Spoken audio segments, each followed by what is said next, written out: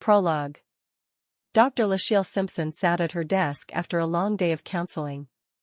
She was flying to Albuquerque to interview 4 different women for her matchmaking service, Matrimony, the following day, and she had to squeeze clients in to get things ready for the trip.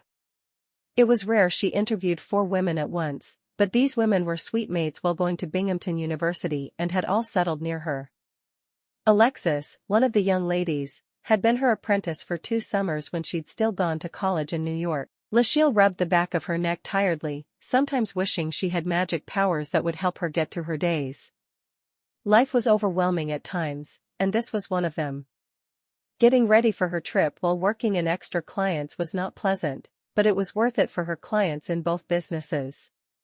Lachelle reached for the pile of mail her assistant had put at the corner of her desk, knowing she needed to look through it before she could leave.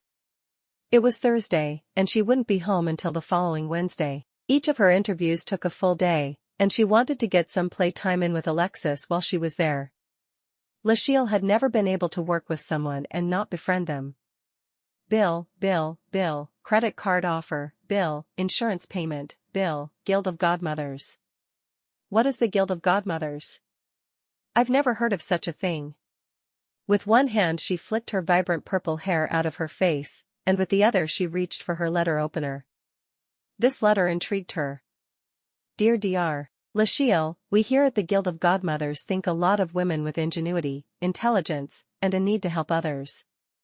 During the years we've been observing you, we can see that you are the embodiment of everything we stand for. Our organization is devoted to helping others, by any means possible, and we would like to invite you to become a godmother. As a godmother, you will have special privileges, and you will always have someone to turn to in your hour of need. Please reply at your earliest convenience. Thank you. Mildred Garvinovich, President, Guild of Godmothers. P.S. Your hair makes me smile. Thank you for bringing smiles to everyone you meet. You would truly be an asset to our team. Lachelle read through the letter again before grabbing her phone to Google the Guild of Godmothers. All she could find was a fictional group written about by Caroline Lee, a romance writer who wrote a series called Everland Ever After. Lachelle made a quick note to add Ms. Lee's books to her Kindle before typing out a quick note to send the guild. She emailed it to Betty Jo, who would polish it up and send it back to the guild. After finishing going through the mail, she closed her office. Betty Jo would need to handle everything for the time she was gone. The two of them had worked together ever since Sammy Sunshine had had her twins, so she would have no problem. It would mainly be making appointments anyway. Putting the Guild of Godmothers out of her mind, Dr. Lachelle hurried out of her office, excited to see Alexis again. She'd be staying with her old intern, and the two of them would catch up around the countless questions Dr. Lachelle would ask Alexis and her friends. It was going to be a fun weekend. Sam and Margarita would just have to manage without her. Her son, Tyson, and his wife, Mercedes, had just had little Preston, so they wouldn't be around much. Sam would find people to talk to, though. Sam was incapable of not talking. It made him happy. 2 weeks later, Dr. Lachelle was sitting behind her desk once again. Thankfully there was no travel that weekend. Instead she was going to have a quiet weekend at home with her new grandbaby and Sam. She couldn't wait. She looked through the mail on the corner of her desk again, preferring to go through all mail before she handed it off to Betty Jo. She wasn't sure why, but she just loved flicking through her mail. It made her heart feel happy. She stopped when she saw the Guild of Godmothers logo at the top of an envelope, and she tore it open, not bothering with her letter opener. She quickly scanned the letter. Dear Dr. Lachelle, we are so pleased you've agreed to join us in the Guild of Godmothers. We know you will be an incredible asset to our team. I have been given permission to do a distance ceremony with you to give you your powers, and it will take place the evening of April 21st at 9:30 Mountain Time. I believe that's 11:30 your time. I'm not so good with numbers.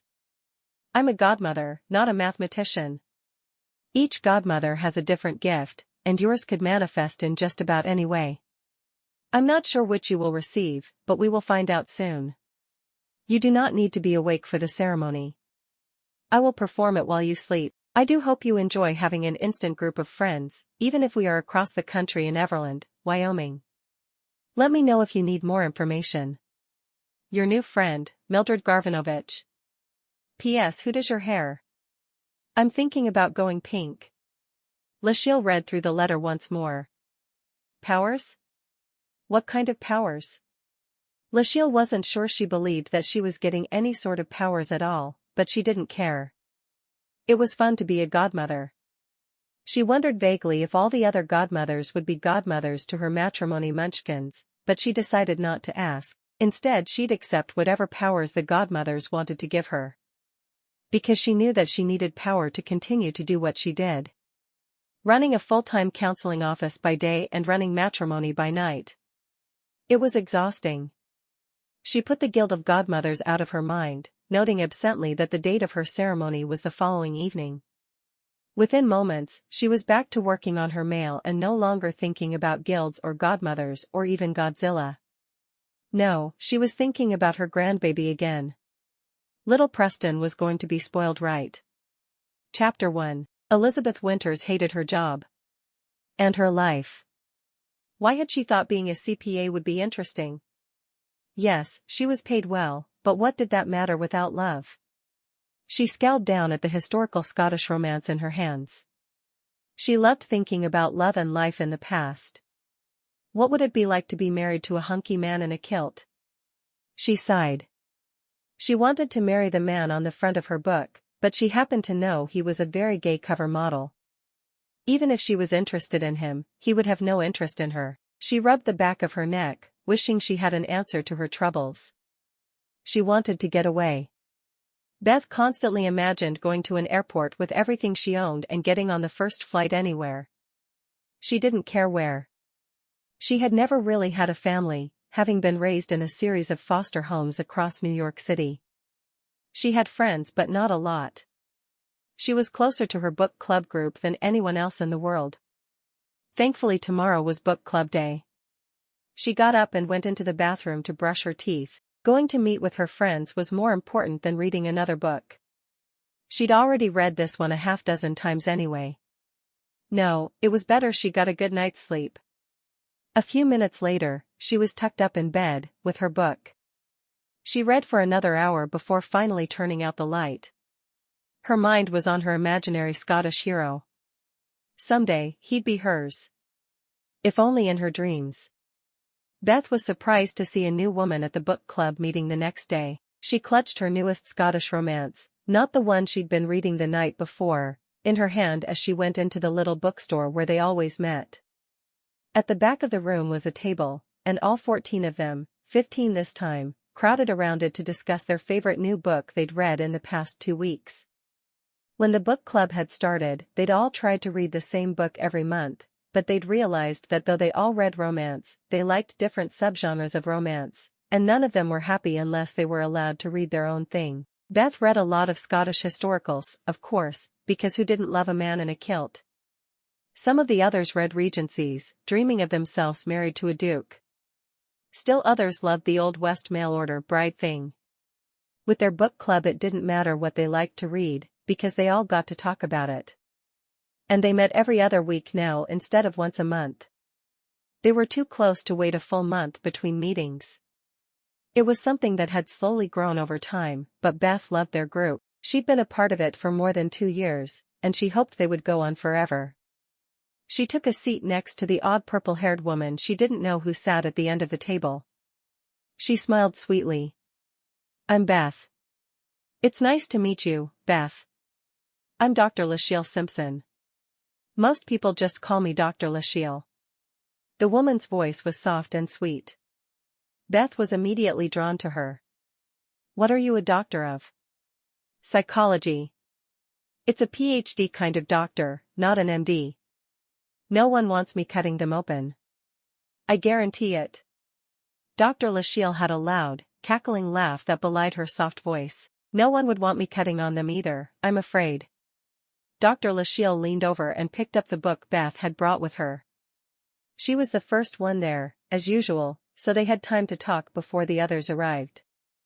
"Is this the book you read for this meeting?" Beth nodded. I'm addicted to historical Scottish romance, and I'm not even a little bit ashamed of it. You shouldn't be. Give me a hot man on the cover of a book any day. And in a kilt? I can see his legs. All for that. Dr. Lachelle grinned. Romance makes the world go round. I also have a business matching people up at the altar. I really do believe in love. Obviously. What do you mean you match them at the altar? You don't mean they meet for the first time while they're marrying, do you? Dr. Lachelle nodded emphatically. I sure do. I don't let them know anything about each other, and I make them go through intense psychological testing first. Trust me, I'm good at what I do. Beth sighed. You don't happen to have a sexy Scotsman looking for a bride, do you? I'd sure love one. Wouldn't we all? My Sam is pretty wonderful, but it's hard not to dream of sexy Scots. Well, you find a sexy Scot, preferably from about the 13th century, then send me to him. I won't complain one little bit. I promise that if I ever find a sexy, 13th century laird, he will be all yours. Beth grinned. That's all I ask for in life. If I could make it happen, I certainly would. I just got invited to join this strange guild of godmothers. Wouldn't it be a hoot if I had the ability to grant wishes? A real hoot, Beth said, loving the older woman's use of the English language. She seemed so real. Out of the corner of her eye, she realized the others had all arrived. Well, just in case you have gotten the ability to grant wishes, I'm going to make it formal. I hereby wish to marry a 13th century Scottish laird, who will love me as he loves no other. Dr. Lachelle grinned. I'll see what I can do.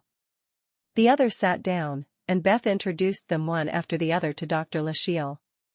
This is Emma, and she loves romance set in the early 1900s. Brianna loves contemporary Western romance.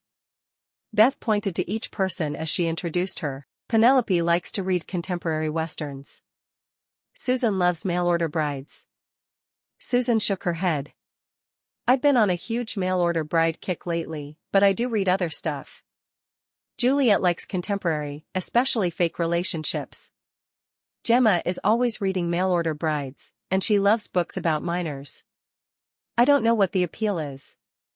Taylor is a huge Regency fan. Adeline loves the 50s, and tries to read romances set then. I think it must be a Dirty Dancing thing. Charlotte loves mail-order brides, too. Barbara and Grace both read Western historicals like they're going out of style. They keep telling me about this Facebook group called Pioneer Hearts they are in, but I'm not a Facebook person. Lily likes Marriage of Convenience set in historical Spain, and Lexi will read any historical. Rory loves Regency romance, but especially with dukes. She doesn't think any man will ever be good enough unless he's a duke. Helen likes 1920s romances set in Kentucky. I didn't even know those were a thing before I met her. Dr. Lachelle shook her head. I'm never going to remember all that, but it's good to know. How do you all choose what book you'll read when you love different things? Emma answered that question. We don't. We all read whatever we love, and we talk about one new book we've read when we meet. We tried to all read the same book, but there was too much arguing. We're much happier this way. I can believe that. Dr. Lachelle smiled. Well, I'm glad I read the notice on the bookshop wall that you guys do this. I'm excited. By the end of their meeting, Dr. Lachelle was fitting right in with the others. Do you all go out to lunch together after? She asked. She obviously wasn't ready for the meeting to end. Beth frowned. Why had they never gone to lunch together? That was strange. We don't usually, but I'd be happy to. It was that or laundry. Or another date with a book she'd already read a dozen times. The others all made their excuses, so Beth and Dr. Lachelle headed to a small Italian restaurant there in Manhattan. They dodged cars as they crossed streets, and Beth once again longed for a quieter country life. I hate the traffic in New York, Beth mumbled. You really do kind of belong in the 13th century, don't you? Well, I certainly don't belong here. They were seated, and Dr. Lachelle smiled. I was given powers, but I don't know what they are or what they do. I'm going to twitch my nose and think about your wish. think it'll work? Beth laughed softly. How do you have powers and not know how they work? I should have been given an instruction booklet, but I haven't been yet. I'll just try. Dr. Lachelle closed her eyes and concentrated, twitching her nose madly. Gavin McClain was tired. There had been too much sickness in the clans of late, and he was running around everywhere, healing everyone who came along. He stopped his horse beside a stream to drink, and he dismounted. He needed a rest, and he wouldn't get it once he was back at the keep. Nay, life was too busy for the future laird of their clan. He was just glad his father was still leading the clan while he ran around playing healer. As he was walking along the stream, he almost tripped over someone in the tall grass. It seemed to be a woman, but her clothing was stranger than anything he'd ever seen. He squatted down beside her, his hand immediately hovering over her chest to be certain she was still alive. Since he was a small boy, Gavin had the gift of the healing touch. When someone was ill or hurt, he was the first one called. He was well known as a healer among the Highland clans who were allies with his own. The woman gasped as if taking in a first breath after a long time underwater. Who are you? Her words sounded strange to him. They were English, and he was fluent in English, but her accent was strong and unfamiliar. Gavin McClain. Be careful, lass. Ye dinna want to hurt yeself, he said as she was trying to sit up. Dinna? Lass? What year is this? Year? Gavin shook his head, wondering what was wrong with the woman, but he decided not to ask. He wouldn't be so rude. 'Tis 1242. 1242? A bubble of laughter built up inside Beth's chest. Are you a laird? Nay, but I will be as soon as I marry. Beth sighed. Of course he is taken. I see. Are ye all right, lass? Aye, she said, trying to mimic his speech patterns. Thankfully she'd read more Scottish historicals than any other woman alive. Surely they would help. Had Dr. Lachelle actually done it? Had she been sent back almost 800 years? How crazy. She carefully got to her feet, realizing that the man was staring at her interestedly. The clothes that had been so modest in the 21st century didn't seem nearly modest enough now. Her slacks weren't tight, but they fit well, letting him see the shape of her legs and bottom. Her blouse wasn't low-cut, but it fit nicely across her breasts. She brushed off the seat of her pants. Aye. Would faking amnesia be the best course of action? She wasn't sure if they even knew what amnesia was in this period of time. I canna remember who I am. He frowned at her, his hand going to her head. She was dressed strangely, and she had no memory? Where had she come from? A lass as comely as she was would be known throughout the Highlands. He felt nothing amiss, but that may not mean anything. You will have to come with me, lass. Me clan will take good care of ye. He eyed her dress one more time. I have an extra plaid in me saddlebag, so ye could be dressed properly, but I do not have the underskirt. I will sneak ye in during the night. Me mother will find clothing for ye, and no one will know. Know what? He frowned. Know that ye were dressed in such a way. 'Tis not appropriate, which ye would know if ye had a memory. For a moment, Beth bristled at his words, but she couldn't say anything to them. Something like, where I'm from, these clothes are modest, certainly wouldn't work because then she would be admitting she knew where she was from. She did, of course, but him knowing that would make things so much more complicated. Your future wife will not be upset if you bring home a strange woman? He looked at her in confusion. There is no one in me life. There are ladies me mother would like me to marry, but no one I have feelings for. Yet. I thought you said you would be laird as soon as you married. And I will. I didn't mean that to say that the wedding would be soon. He dug his spare plaid out of his saddlebag and spread it across the ground. There. This will be the perfect place to wait until after nightfall.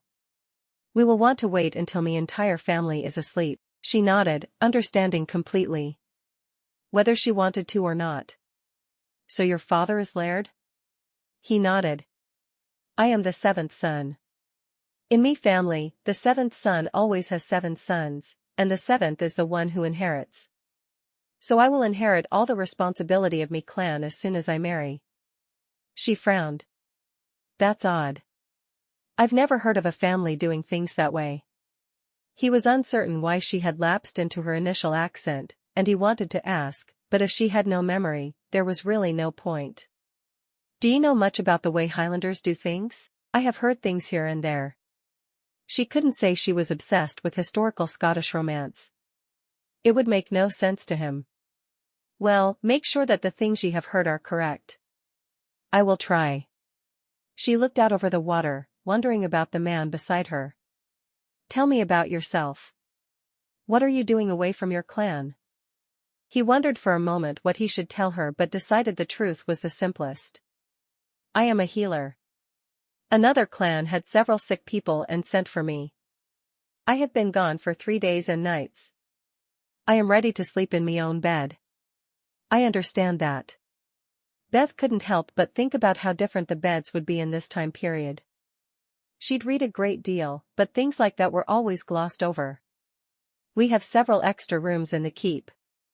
Ye can stay with us until ye can remember where your family is. Gavin frowned at her. Ye dinna know if ye have children or a husband? I don't think I do. Beth sighed, wondering if she should tell him everything. Having an ally in this time period would be a good thing. How Dr. Lachelle had managed to send her back was still confusing, but she couldn't complain. She was sitting with a sexy Highlander. She was sure she wouldn't even notice his smell after a few days. Well, knowing would be better than wondering. She sighed. May I tell you something that will sound a little crazy? He shrugged. I haven't lost my memory. I come from the future. She watched his face carefully, waiting for him to scoff at her. He raised an eyebrow. Oh? Yes. I come from the year 2019. I live in a country called the United States of America. It's across the ocean, and the country will be discovered in 1492. Columbus sailed the ocean blue in 1492. At least she remembered something about American history. He stared at her for a moment. Mayhap I should look at ye. I am a healer after all. She sighed. I'm not crazy. I promise. I can tell you many things about the future, but they won't happen for a while, so there's no way to prove it. She tilted her head to one side and thought about it for a moment. My clothing. Feel it. He hadn't taken her for that kind of woman, but he wasn't about to tell her no. His hands went to her waist, and he pulled her close, his mouth coming down quickly onto hers. He forgot he was supposed to be feeling her clothing and simply enjoyed their closeness. Beth started to pull away but realized she liked his kiss too much. Instead she wrapped her arms around his neck and kissed him back. When he pushed her back onto his plaid, she struggled. Stop. He groaned. Why? I invited you to feel the quality of my clothing. Not to roll me around in the grass. Gavin frowned, reaching down and touching her sleeve. He'd never felt anything like it. How did you get wool so soft? It's not wool. It's cotton. What kind of witchcraft made such a thing? She sighed. It's just the advanced technology of the 21st century.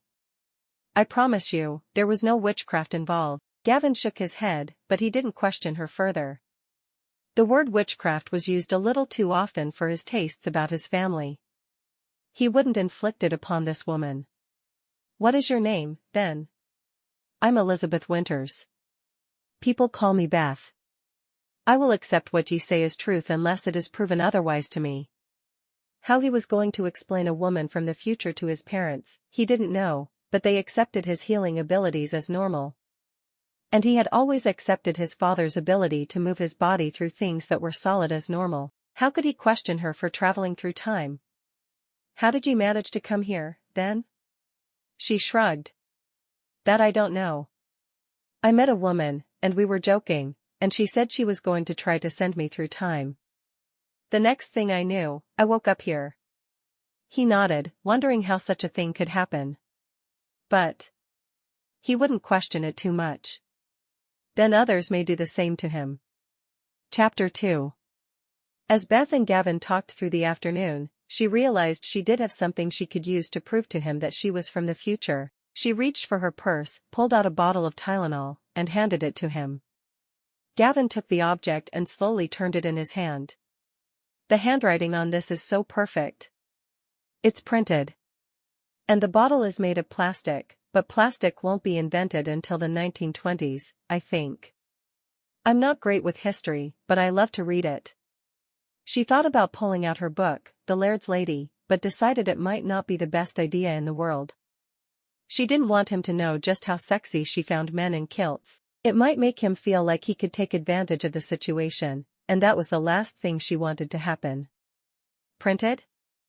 Gavin looked at her. He had no idea what the word meant. Not the way she was using it anyway. Well, there are machines in the future that will print anything you want them to print. She dug into her wallet and pulled out a photograph of her book club altogether. And then she pulled out one of her business cards. I give these cards to people who may want to do business with me. I help people with their finances and do their taxes for them. Do their taxes? Why do people not just wait for the tax collector to come around? She grinned. In my time, if people wait for the tax collectors, they will be paying a great deal more in penalties for not paying on time. He eyed her purse curiously. What else do you have in your magic bag? It's not magic. Every woman in my time period carries one of these. It holds the things they need to make it through the day. Beth opened her wallet and pulled out a $5 bill and some quarters. She rarely had cash on her, but she happened to that day, and she was pleased. It hit her then that she'd left Dr. Lachille with the bill for her lunch, and she immediately felt badly, but there was nothing she could do about it. She handed him the money and watched as he carefully turned the coin over in his hand. We have coins, of course, but they are nothing like this. Gavin looked at her with wide eyes. You really are from the future, are you not? I am. I really am. She took the money he returned to her, noting that he hadn't been at all interested in the paper money, and put it back into her wallet. I am not sure how I will be able to explain ye to me parents and clan, but we will think of a way. He looked at her curiously. Ye have no family here to take care of ye. She shook her head. I don't have family in my time either, so it doesn't matter too terribly much. I've always taken care of myself. He shook his head. That is not possible here. Gavin sat looking at her, trying to think of the best way to solve the problem they were faced with. You will have to marry me. It is the only solution. Marry you? Sure, she'd come back in time hoping to marry a Scottish laird, but this man was still a virtual stranger. Though she did really like marriage of convenience stories. I canna bring ye back to me clan and explain ye away. You will need to have people who care for ye and protect ye. That is going to have to be me. We will marry first thing in the morning. Me mother will be able to find proper clothing for ye. Beth looked down at the clothes she was wearing, thinking once again what had seemed modest in the 21st century was anything but here. I don't know, he shrugged. Your opinion on the subject canna matter to me. You will not fit in without a husband. I have no bride, so I can be that husband. We will marry in mid-morning. That will give mother time to find suitable clothes, and a feast will be prepared. There will be much rejoicing in Clan McClain tomorrow. She sighed. And what happens if I have no desire to marry you? What if I am happy without a husband? He looked at her as if he was baffled at the mere concept. I am a laird. I will care for you well. Ye have no other options. You would have no dowry to go to marry another. Nay, it will have to be me. Beth knew he was right, but she wanted to marry for love. What about the marriage bed? He frowned at that. We will share a bed as married couples do, and you will have me 7 sons. 'Tis the way of the McClains. She frowned. 7 sons? She'd never really thought about having children of her own, but 7? She wouldn't know what to do with them. I'm not certain that's the best idea. Ye have no real choice. It is marry me or be taken in by soldiers. I am the better choice. I will marry you. I hope you can explain this to your mother as well as you seem to think you can. She got to her feet. I have to use a bathroom. Bathroom? You will be able to bathe in your chamber in the morning before the wedding. No, in my time using the bathroom is a nice way of saying we have to urinate or defecate. She blushed just saying it. She was about to be married to this man, and she couldn't admit she had bodily functions? What did that say for their futures together? Ah. He pointed toward a wooded area. Ye can go in there. She sighed. Why have I never thought of this aspect of historical romance, she mumbled under her breath, heading off in the direction he'd pointed. What was she supposed to use for toilet paper? Leaves? She didn't even want to think about what having her period would be like in ancient Scotland. A slow shudder ran through her. What was she thinking? How could she get Dr. Lachelle to zap her back? Gavin was sexy, but she wasn't sure she was willing to give up indoor plumbing for him. After finishing her business and feeling very disgusting during the process, she returned to the plaid, where Gavin waited for her. What if I'd been eaten by a bear while I was taking care of things? Eaten by a bear? Bears have not been in Scotland since the Roman occupation. Do you know nothing about Scotland? She frowned. I guess I didn't know that. You do have wolves, though? I could have been eaten by a wolf. He grinned. Ye have a very interesting imagination, me Beth. Her heart melted when he called her me Beth.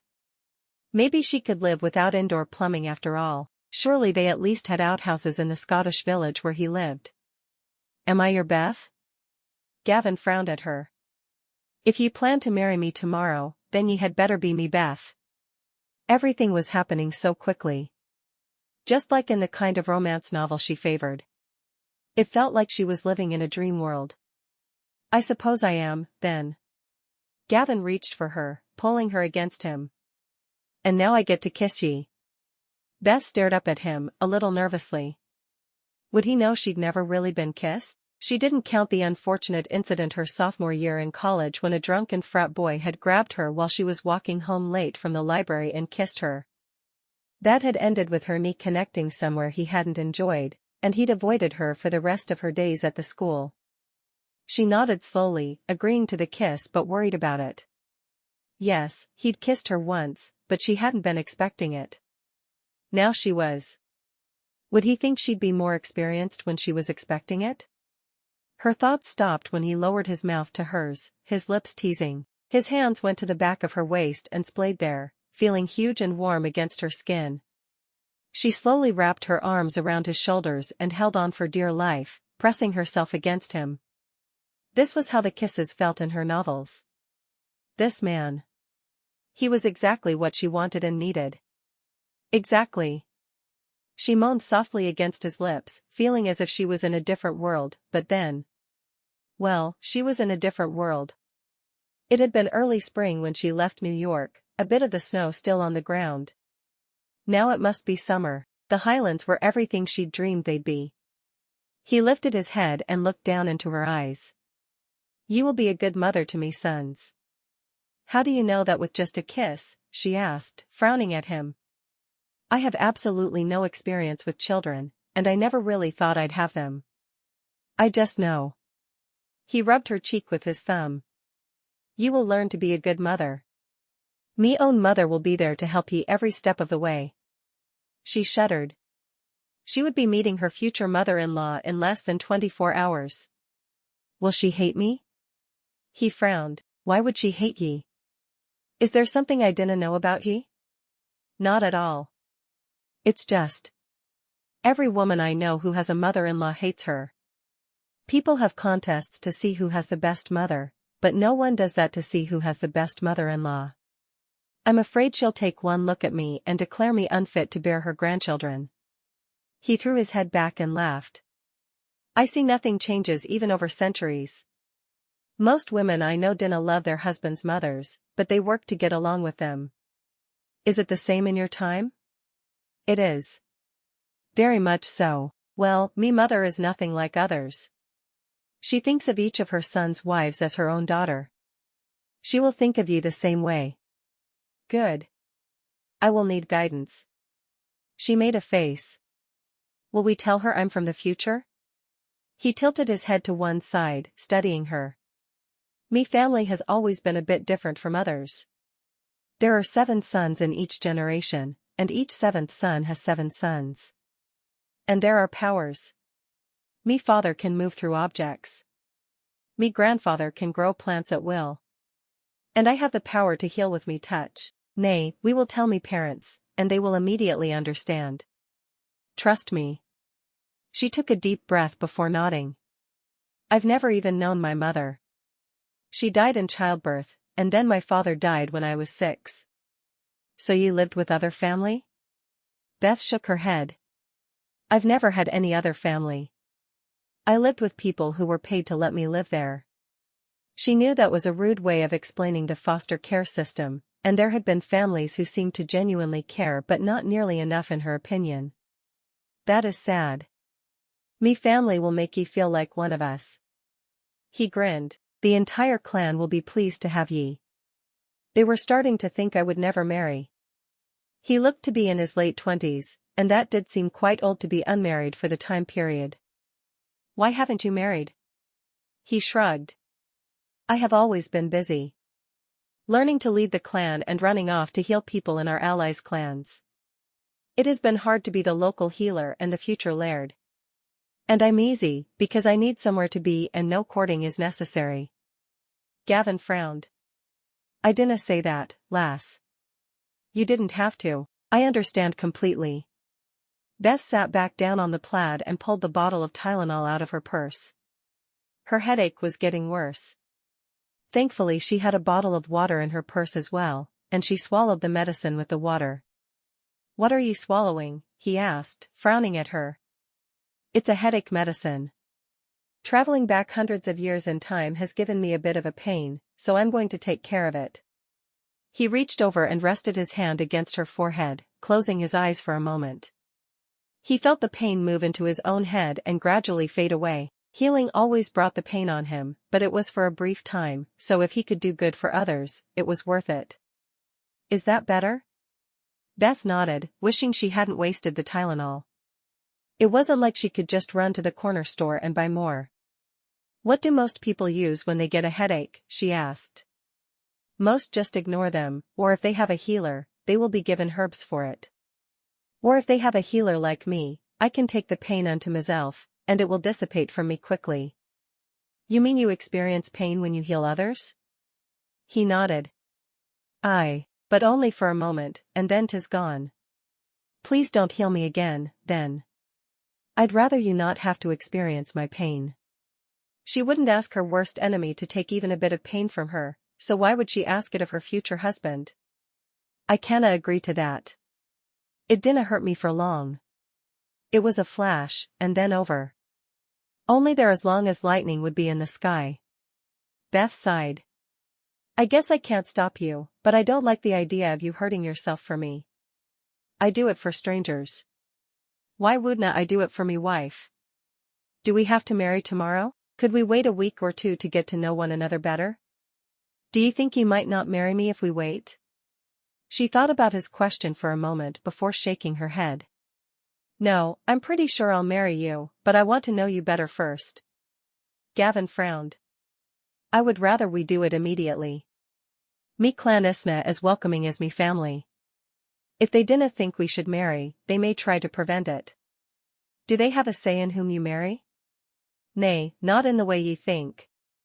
But they could refuse to follow me if I go against their will. If I have already done it, there is less chance of problems. I see. She took a deep breath. Could we wait to consummate the marriage, then? He raised an eyebrow looking at her. Exactly how long do you want to wait, lass? She shrugged. Maybe a month or 2. Just until we know one another better and are comfortable together. Nay. Absolutely not. That would be ridiculous. We will make love on the wedding night like every other married couple.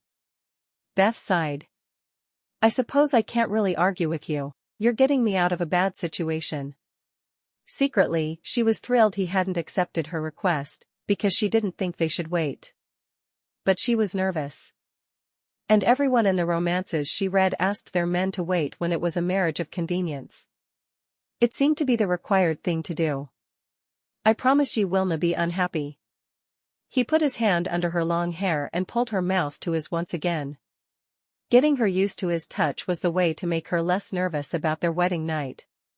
He was certain of it. Wrapping her arms around him, she returned his kiss with everything inside her. He was the man she'd agreed to spend the rest of her life with, and that meant she needed to do her part to make him happy. In her mind, marriage meant giving up your own needs and working toward the needs of the man she married. She hoped he felt the same way about it. Divorce wasn't an option for her in the 21st century. She was sure it wouldn't be in the 13th. Finally, he raised his head. "You're going to have to ride on me horse with me," he said softly. "Home is still 2 hours away, and we will be there after nightfall." She nodded. "I have never been on a horse." He frowned. "How do you travel distances in your time?"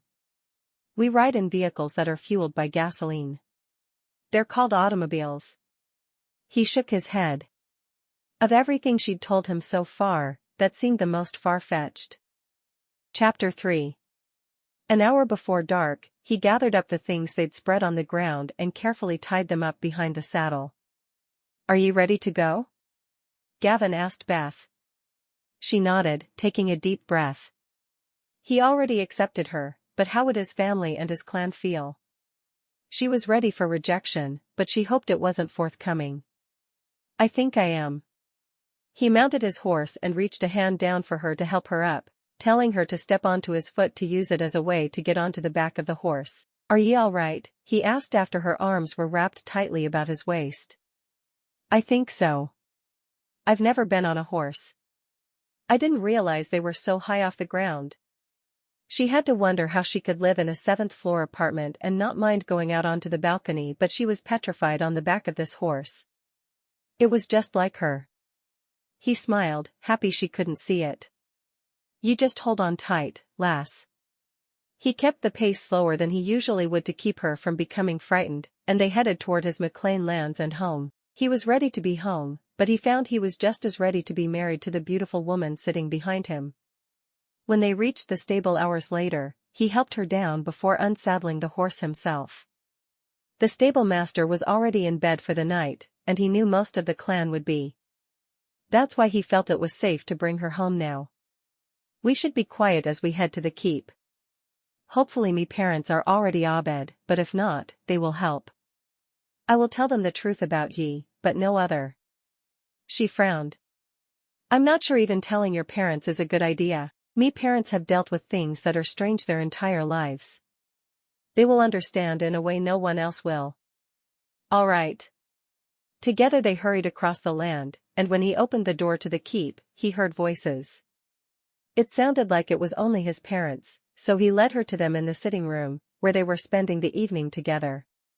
She held back as he greeted his parents. "You were gone longer than expected," his mother said, jumping up and embracing him. "I was worried." "I am sorry, Mother. After writing to the Campbells, I heard of a sickness with the McDougalls, so I headed there. And then the Stewarts. I was in many clans. And on me way home, I found a lass lying in the grass." Gavin caught Beth's hand and pulled her into the room with him, refusing to let her hide. "This is Beth. We are to be married on the morrow. She is from the future and has no clan to keep her safe." His mother eyed Beth for a moment, a grin on her face. "From the future, eh? What time exactly?" "I come from the year 2019 and a land across the ocean called the United States of America. The area where I live won't be discovered until 1492. His mother frowned. She obviously hadn't expected such a quick answer. "And these clothes you wear?" Her eyebrow went up. His father stood. "Gilly. Let the woman breathe for a moment before ye ask her all of your questions. Beth, welcome to our family. You will have to tell us tales of the future when ye have a chance." Beth smiled. "Thank you, Laird." She wasn't certain if she should curtsy when meeting him, but she decided to observe how others treated him. Some books had women curtsying before lairds, and some didn't. The The truth was, she was afraid if she tried, she'd end up on her but on the floor, and wouldn't that make a good impression for his parents? And, Lady McClain, I wear clothes that are considered very modest for my time. I will adapt and wear whatever I should for your world. Gilly studied her for a moment. Then welcome to our clan. She stepped forward and embraced Beth, though she still seemed hesitant. I will tell you everything you want to know about the future whenever you would like to know it. Beth realized she should probably skate over the future of Scotland, though, knowing their country would someday be under English control would not please a Highlander. Thank ye, the laird answered. I am Kennan, and I hope ye will use me name until such a time when ye feel like ye could call me father. And ye may call his mother Gillian or Gilly. I usually call her Gilly. Beth nodded. And please, call me Beth. Gilly smiled. I will take ye to your room and find ye appropriate clothing to wear. On the morrow, ye will wear the McClain colours when ye marry our Gavin. Gilly led her toward the stairs, and Beth looked over her shoulder, almost afraid to be leaving Gavin. He was the only person she knew in the entire medieval Scottish world, and she was being led away from him.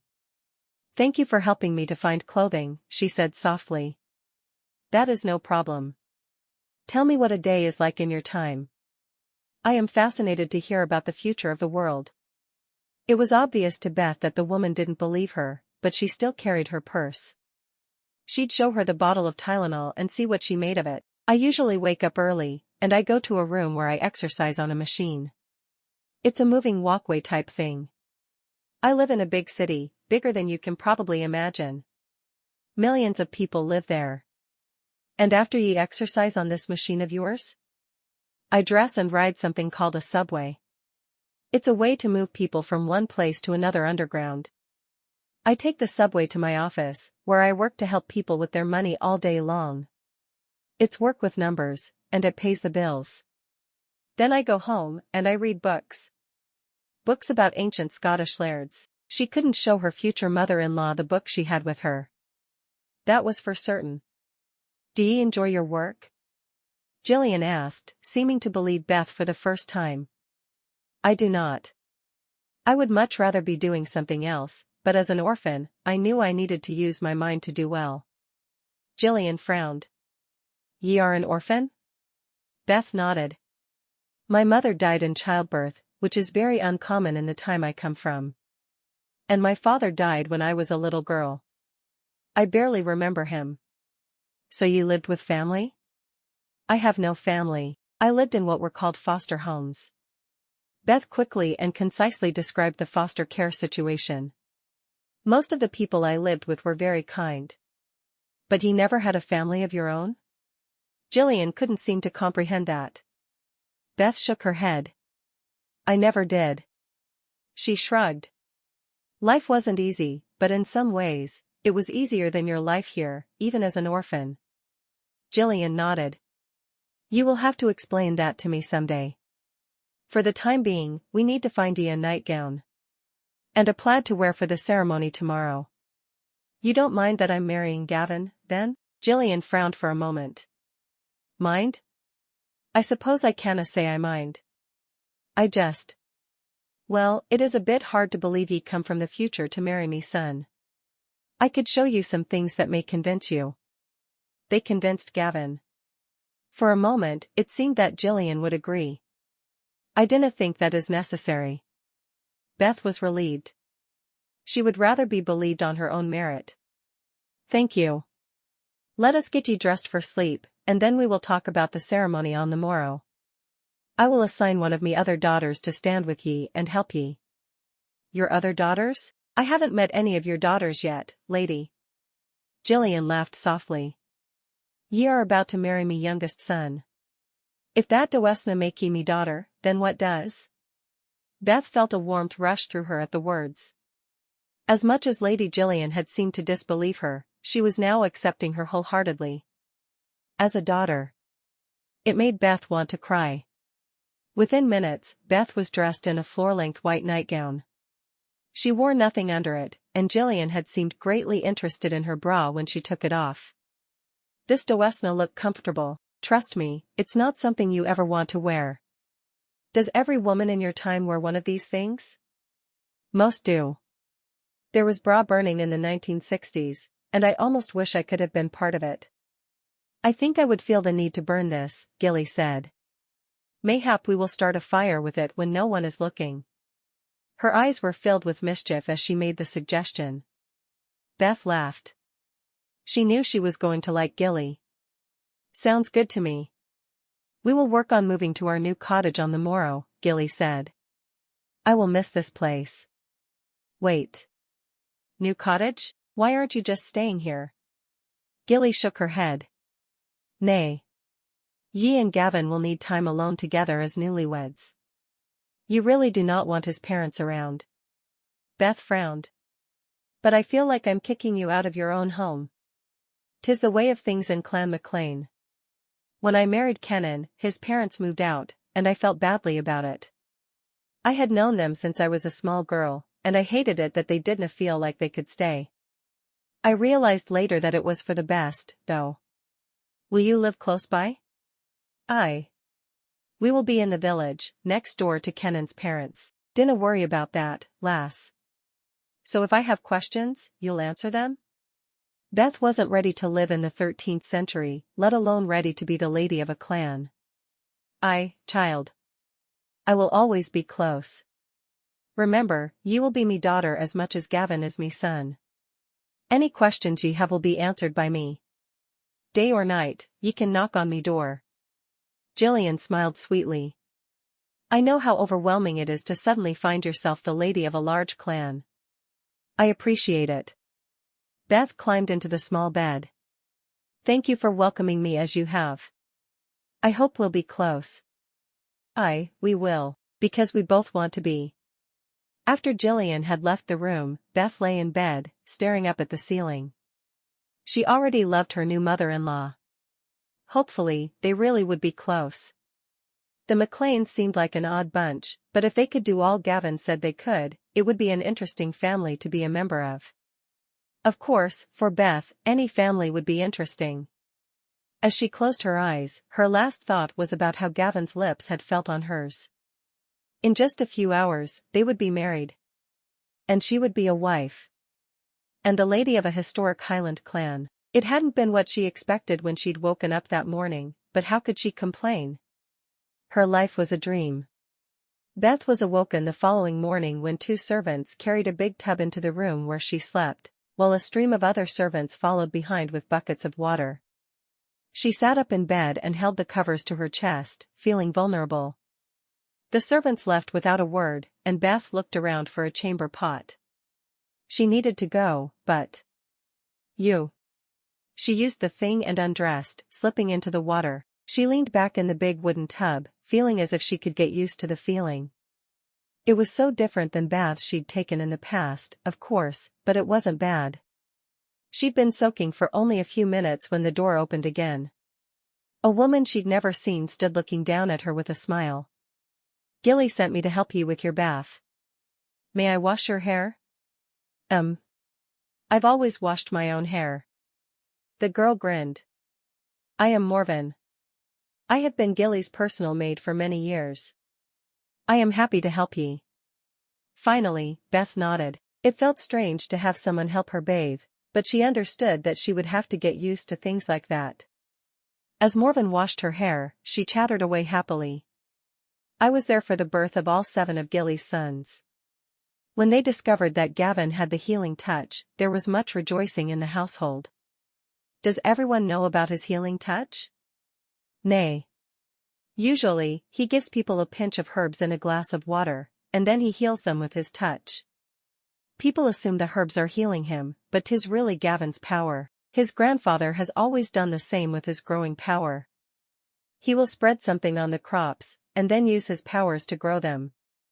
Only the family and servants know the truth about how they do what they do. That makes more sense, Beth said, shaking her head. It really is a strange family. Aye, it is. And I can hear a strange accent in your voice. You dinna speak Gaelic? No. I don't. I didna think so. Are ye a Sassenach? Beth sighed. No. I'm from a place you've never heard of. Because it wasn't a country yet. Or a discovered continent. Or. 'Tis all right, secrets are meant to be kept in this household. You dinna need to tell me a thing. Are you moving with Gilly to the cottage she mentioned? Morven shook her head. I dinna live here. I live with me husband and our children. Me oldest daughter will be coming to live here as your maid. It has already been arranged. How many children do you have? That topic seemed like a safe one to Beth. In every century, women loved to talk about their children. Only 5. I have 3 daughters and 2 sons. Morven grinned. I was certain I would never have a girl after 2 sons in a row, but then Kirsten was born. Is she the one who will be helping me? Aye. She has observed me with Gilly so many times over the years that she should do the job well. She is betrothed to a young soldier in the clan, but she will continue to work for ye after she is married. Beth smiled. I like the idea of working with a girl who is just starting out in married life as I am. I will introduce the 2 of ye later. She will live here until her marriage, when she will move in with her husband. That will be wonderful. Thank you for helping me to feel comfortable here. It is me job. After her bath, Morven helped her to dress in a Scottish dress, complete with a plaid over it. It felt strange, and Beth wished there was a mirror. She had never been a woman who enjoyed dressing up, and she couldn't remember ever wearing a floor-length gown. How does it look? Beth asked, looking down at herself. It looks lovely, lass. Morven walked to the door. I will be back in a short while with some porridge. You will usually take your meals below stairs with the family but not on your wedding day. After Morven had disappeared, Beth wandered around the small room. What was she supposed to do while the other woman was gone? Then she couldn't help but wonder where her friends thought she was. Had Dr. Lachelle told them about her disappearance? Would she send the others to where they wanted to be as well?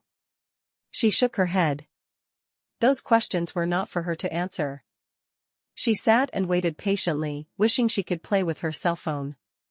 Of course, it wouldn't work in this time period, and the battery would die soon. Maybe she could get in just one more game of Candy Crush before it did die. How she wished she'd gotten herself a solar battery charger when she'd first heard of them.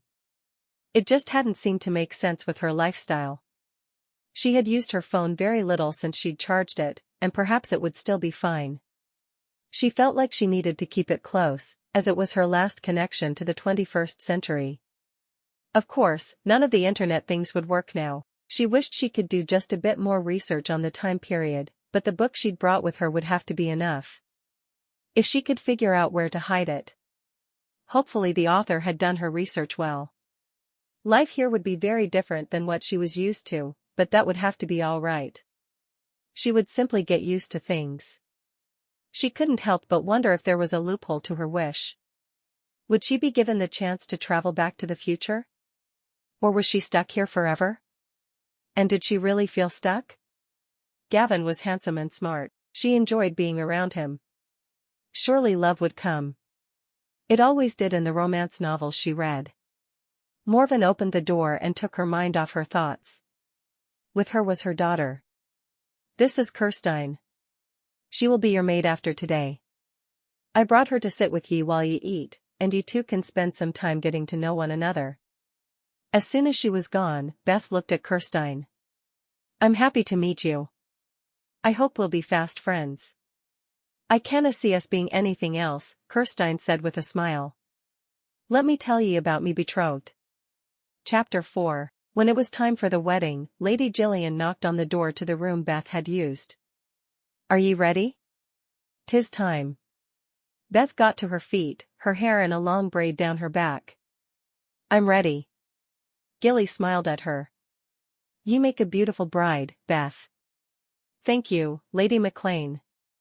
Gilly shook her head. You will call me one of 3 things. Gilly, Gillian, or Mother. Those are your only options. Beth smiled. Let's start with Gilly and see if I feel comfortable calling you Mother later. 'Tis not required, Gilly said. Call me whichever of those 3 things ye like. Together the two of them walked toward the stairs. Are there a lot of people here? Beth asked. She'd never been fond of crowds. She'd refused to walk across the stage during her graduations, because she hadn't felt comfortable in front of people. Gavin insisted on keeping it small because he knew you would prefer that. It is only family and servants who live here in the keep. That still sounded like a huge amount of people to Beth. She wanted to turn and run, but she forced herself to keep putting one foot in front of the other. When she reached the first floor, she walked into the room that in her mind would be called the Great Hall. She'd ask Gavin what it was called when she got a chance. Gavin stood in a fresh plaid, his hair obviously recently combed.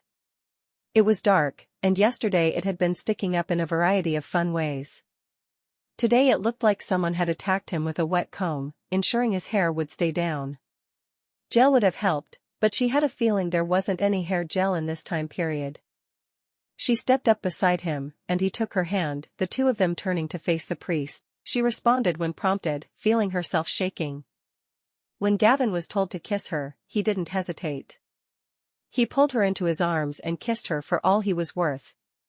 Beth responded but felt strange kissing him in front of his family. There were many cheers, and Gavin introduced her to his brothers. All 6 of them. Beth didn't even try to listen, knowing she'd never remember their names anyway. She tried to imagine his entire family wearing, "Hello, my name is" stickers, and that brought a smile to her face. There was a feast following the small ceremony, and that was open to all the clansmen. People poured into the keep, all thrilled to be able to share in the feast and celebrate the wedding of the new laird. Beth couldn't help but notice that there were people carrying things down the stairs during the ceremony, and she knew that her mother-in-law hadn't been joking when she'd said they were moving out that very day. It all seemed like a dream to her, and she wondered if she'd remember anything about this day. Throughout the celebrations, Kirsten was just behind Beth at all times, helping her with anything she hesitated over. Just when Beth felt like all the people were becoming too much, Kirsten came up behind her. "I need your help with something, Lady Beth," she said softly, leading Beth upstairs. Beth collapsed onto the bed, wondering what Kirsten could possibly need. She took a few deep breaths, and then looked at her new maid. "What do you need?" "To get ye out of there before ye fainted with fear." Beth grinned. "Was I that obvious? I spent much time with ye earlier today." It was obvious to me." Kirsten smiled. "I will get ye a damp cloth to bathe your face. That should make ye feel better." "Thank you."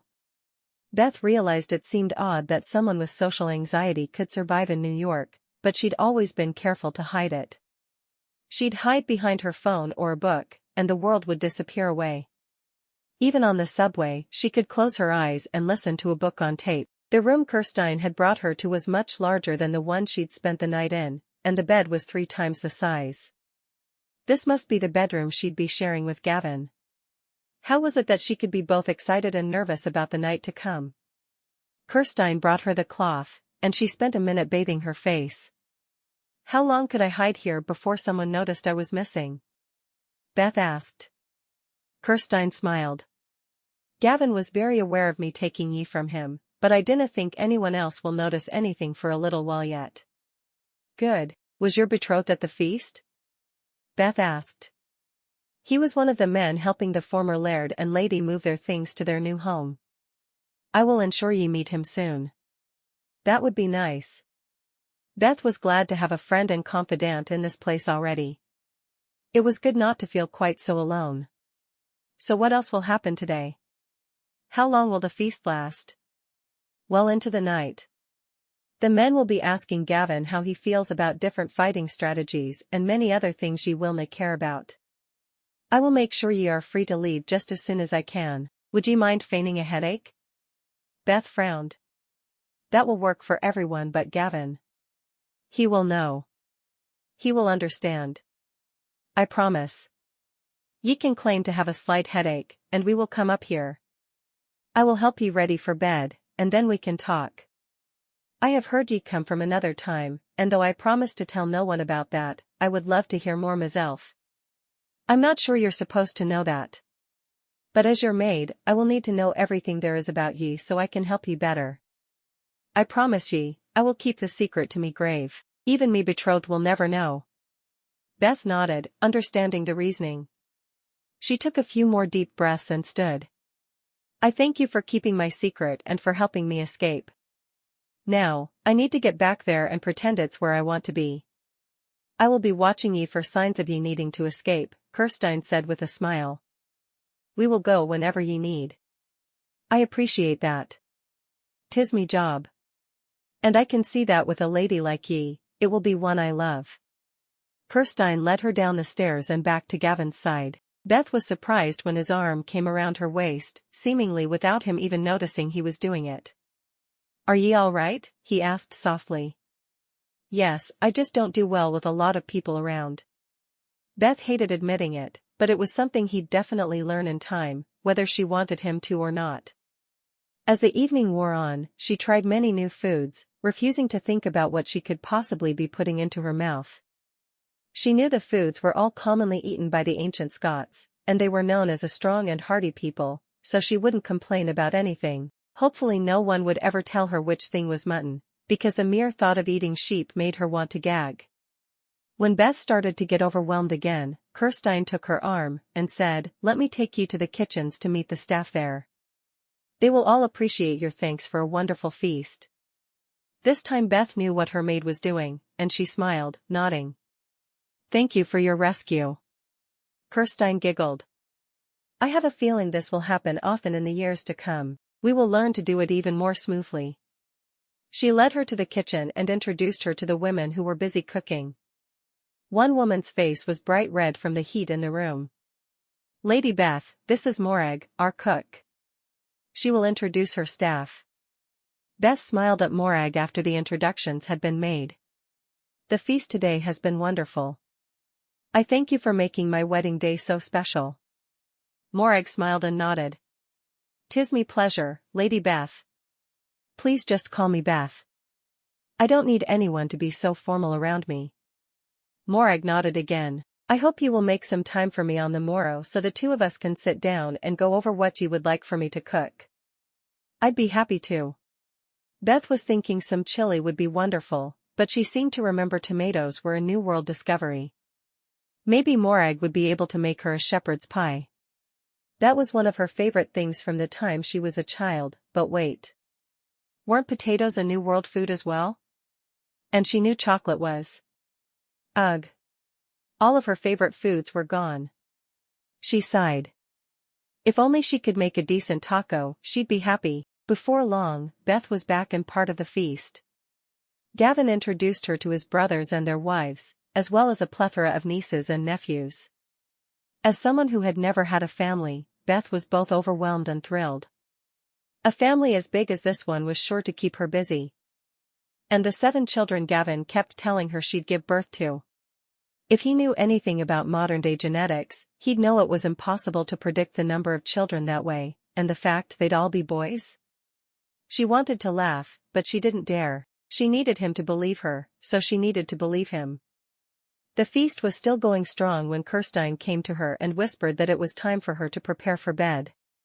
Beth blushed, knowing that everyone would know she was about to sleep with her new husband, but what was more natural than making love and having babies? These people were primitive enough to know that those things kept the world going. Kirsten helped her get out of her kilt and into her nightgown, sitting with her and talking until she was too sleepy to talk any longer. Promise me you will tell me some things about the future tomorrow. Beth smiled. I will. They were far enough in the past that she shouldn't have to worry about the space-time continuum that was always discussed in time travel science fiction movies. Whatever that was. She really didn't care, to be honest. She was there to live her life. And it looked like her life was starting any moment. The door closed behind Kirsten, and Beth closed her eyes.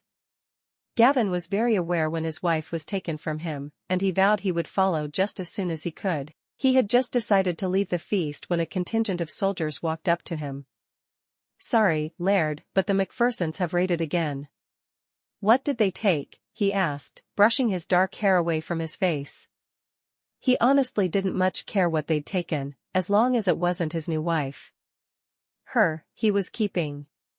Cattle, goats, a few sheep. And? Coira. Your brother James is frantic and says we must head out and find her immediately.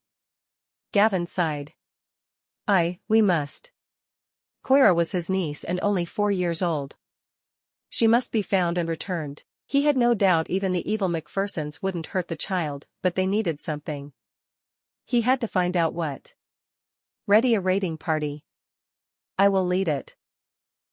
Laird. Gavin brushed the back of his neck, considering going to Beth and letting her know where he'd be, but why bother? She was probably already asleep anyway. Nay, he'd do his duty to his clan and find his wife later. The sun was high in the sky when Beth woke the following morning. The pillow beside hers was untouched, and the bed was perfectly made on the other side. Where was Gavin? She looked at the foreign clothes, wondering how on earth she was going to figure out how to dress, just as a knock came at the door. Beth? Beth hurried to open the door to Kirsten. Help me dress, please. Gavin never came to bed last night. He had to lead a raid into McPherson territory. The McPhersons have stolen his niece Coira. I suppose that's to be expected. Beth shook her head. She hadn't really thought about what it would mean to be married to a man who was constantly on call to help everyone who needed him. What had she been thinking? Of course those were a laird's duties. How dangerous is it? Kirsten shrugged. This is the first time in a long feud that a child has been taken. It is usually just cattle, goats, and sheep. Sometimes they take crops but rarely. I wonder what led them to take a little girl this time, then. It seems out of place. It is. I believe someone of the laird's family must be ill. That would be the best way to get Gavin to heal whomever needed to be healed. Everyone in the area knows it. He is the best-known healer around. Beth frowned. So what should I do to help? Make certain supper is waiting for him when he gets home, of course. And it might be good if we started some sewing for ye. At the moment, the sum total of your clothing is a borrowed nightgown and a borrowed dress. You will want clothing of your own before too long. Beth stared at Kirsten. I don't sew.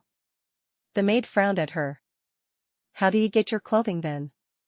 Surely ye wear clothes in the future. Beth grinned. I do, but I buy them from stores. People make them and sell them. And people like me buy them. 'Tis very odd. Did your mother not make your clothing when you were a little girl? My mother died when I was born. No one ever made clothes for me. Beth had worn hand-me-downs until she'd graduated from high school. In college she'd gotten a job so she could actually buy her own clothes. She could still remember how it felt to put on a pair of jeans that had never been worn by anyone else. It seemed she was back to hand-me-downs now. Well, then I will teach you to sew. You will want to make clothes for the bairns that will surely come soon anyway. How could she have children when her husband roamed around all night fighting other Highlanders? She couldn't remember when in history the clans had come together and the lairds had stopped seeing one another as enemies. I would like to learn. First, I should get some breakfast and talk to Morag about the meals for the week. Kirsten quickly helped Beth dress, and the two of them went downstairs together. Morag brought her a bowl of porridge, and Beth accepted it gratefully. At least she knew what was in there. Kirsten sat down and ate with her, and the two women talked about what they would sew that day. Beth was certain she'd be an absolute mess at sewing, but she was willing to try. As soon as breakfast was over and the meals were planned, Kirsten suggested they walk to Gilly's house. She will be able to tell us where the fabric is. There is always some stored in the keep for the laird and his lady's use, but I have no idea where. Sounds good, Beth said. She looked forward to seeing the village during the day. The day before she hadn't set foot outside, and before that, they'd come in during the dead of night. Together the two women walked to Gilly's house, with Kirsten pointing out different things along the way. The stables are over there, she said, pointing. Most of the cottages in the clan are right here in the village. There are crops that are harvested just over that hill. She kept up talking until they'd reached the cottage where Beth's in-laws now lived. When Gilly came to the door, there were tears in her eyes. Come in. Is there news? Beth asked, her heart immediately plummeting. What if something had happened to Gavin? Nay. 'Tis just hard to know that me granddaughter is with those savages. Gilly turned away, immediately putting water on. I will make some tea. Thank you, but you don't need to do that. If you really believe that, then you know nothing about Highlander hospitality. Gilly smiled. What can I do for ye? Kirsten is convinced she can teach me to sew, even though I've never picked up a needle in my life. We were wondering where the extra fabric is kept at the keep. 'Tis in a hidden room inside the laird's chambers. If ye look behind the chest against the wall, there is a small switch that activates the chamber. Once open, ye may go through the chests there. They are all yours now. Gilly sat down with them as she waited for the water to heat. You will find many of the clothes I made for me bairns in there. Please, feel free to use them. Thank you. Beth wished she knew what to say to make her mother-in-law feel better about the men being gone and about her missing little granddaughter. When do we expect the men back? Gilly shrugged. Kenan went with them. All me sons as well. No one is willing to let Cora stay with those monsters. I hope Kenan is right that the McPhersons just need a healer for a little while. If so, they should be back soon. If not, we may be waiting for days while they negotiate for her. I hope they just need to borrow our healer, then. Even though the healer was her husband, she knew it would be the easiest solution for everyone. No matter how it made her feel. Chapter 5. After discovering where the fabric was, Beth and Kirsten invited Gilly to spend the afternoon sewing with them. Beth wanted to get to know her mother-in-law better, and she knew spending time alone was the worst thing for her when all of her sons and her husband were off risking their lives. They spent the afternoon telling stories and laughing. Beth told the others about New York City, and she could see the skepticism on their faces. She talked about flying in airplanes and what universities were like. They allowed ye, a woman, to learn in this university of theirs? Gilly asked. They did. My university was actually half women and half men. In my time, women can do anything a man can do. Beth shrugged. I'm doing a job that was typically done by men, and I do it well. What else can women do? They can be doctors and lawyers. Doctors? Ye mean healers? Most healers are women. Beth smiled. That changes over the course of the centuries. There are still more men doctors than women, but it's becoming closer. Women own property in my time, and they don't need men to protect them. I have been alone since I started college, and I am completely independent. There is no man at all who sees to my welfare. What if ye are in danger? I call the police. Call? Gilly asked. Beth smiled. I guess I should show you my phone. I shut it off to save the little battery I had left. This will prove once and for all that I'm from the future. She dug into her purse and pulled out her iPhone. In my time, everyone carries one of these with them. You can talk to people on the other side of the world with one. And better yet, you can see them. So I could live across the ocean, and you could live here in the Highlands, and we could see each other and talk. She pushed the button on the side of her phone to power it on and waited as the screen loaded. She still had half of her battery, thanks to her battery case. In my time it does more than it will do here, because we have something called the internet. She wasn't sure how to explain the internet, and thankfully, neither of the other women asked. What does it do here? Gilly asked. Beth grinned. The only thing she could really think of was showing them how to play Candy Crush. She explained about matching the 3 pieces of candy that were connected and handed the phone to Gilly. Kirsten watched over the older woman's shoulder, her eyes wide with excitement. How do you get your cooking and cleaning done with something like this to distract ye? Beth laughed. I'm not as into games on my phone as I am into books. Her eyes widened. I should show you my Kindle app. She took the phone from her very disappointed mother-in-law and went to her Kindle app, showing the women how she had books there. Ye have read all these books? Gilly asked. Ye must truly be very educated. Oh, these books aren't exactly educational. Beth blushed, before explaining. These books are purely for recreation. I read them for pleasure. Kirsten noted a handsome Scotsman in a kilt on the front of one of them. I think they would bring me pleasure, too. Gilly grinned. I have been married too long to say anything about how handsome those men are. I do think me heart is beating a little bit faster, though. Beth grinned. And now you know why the books bring me pleasure.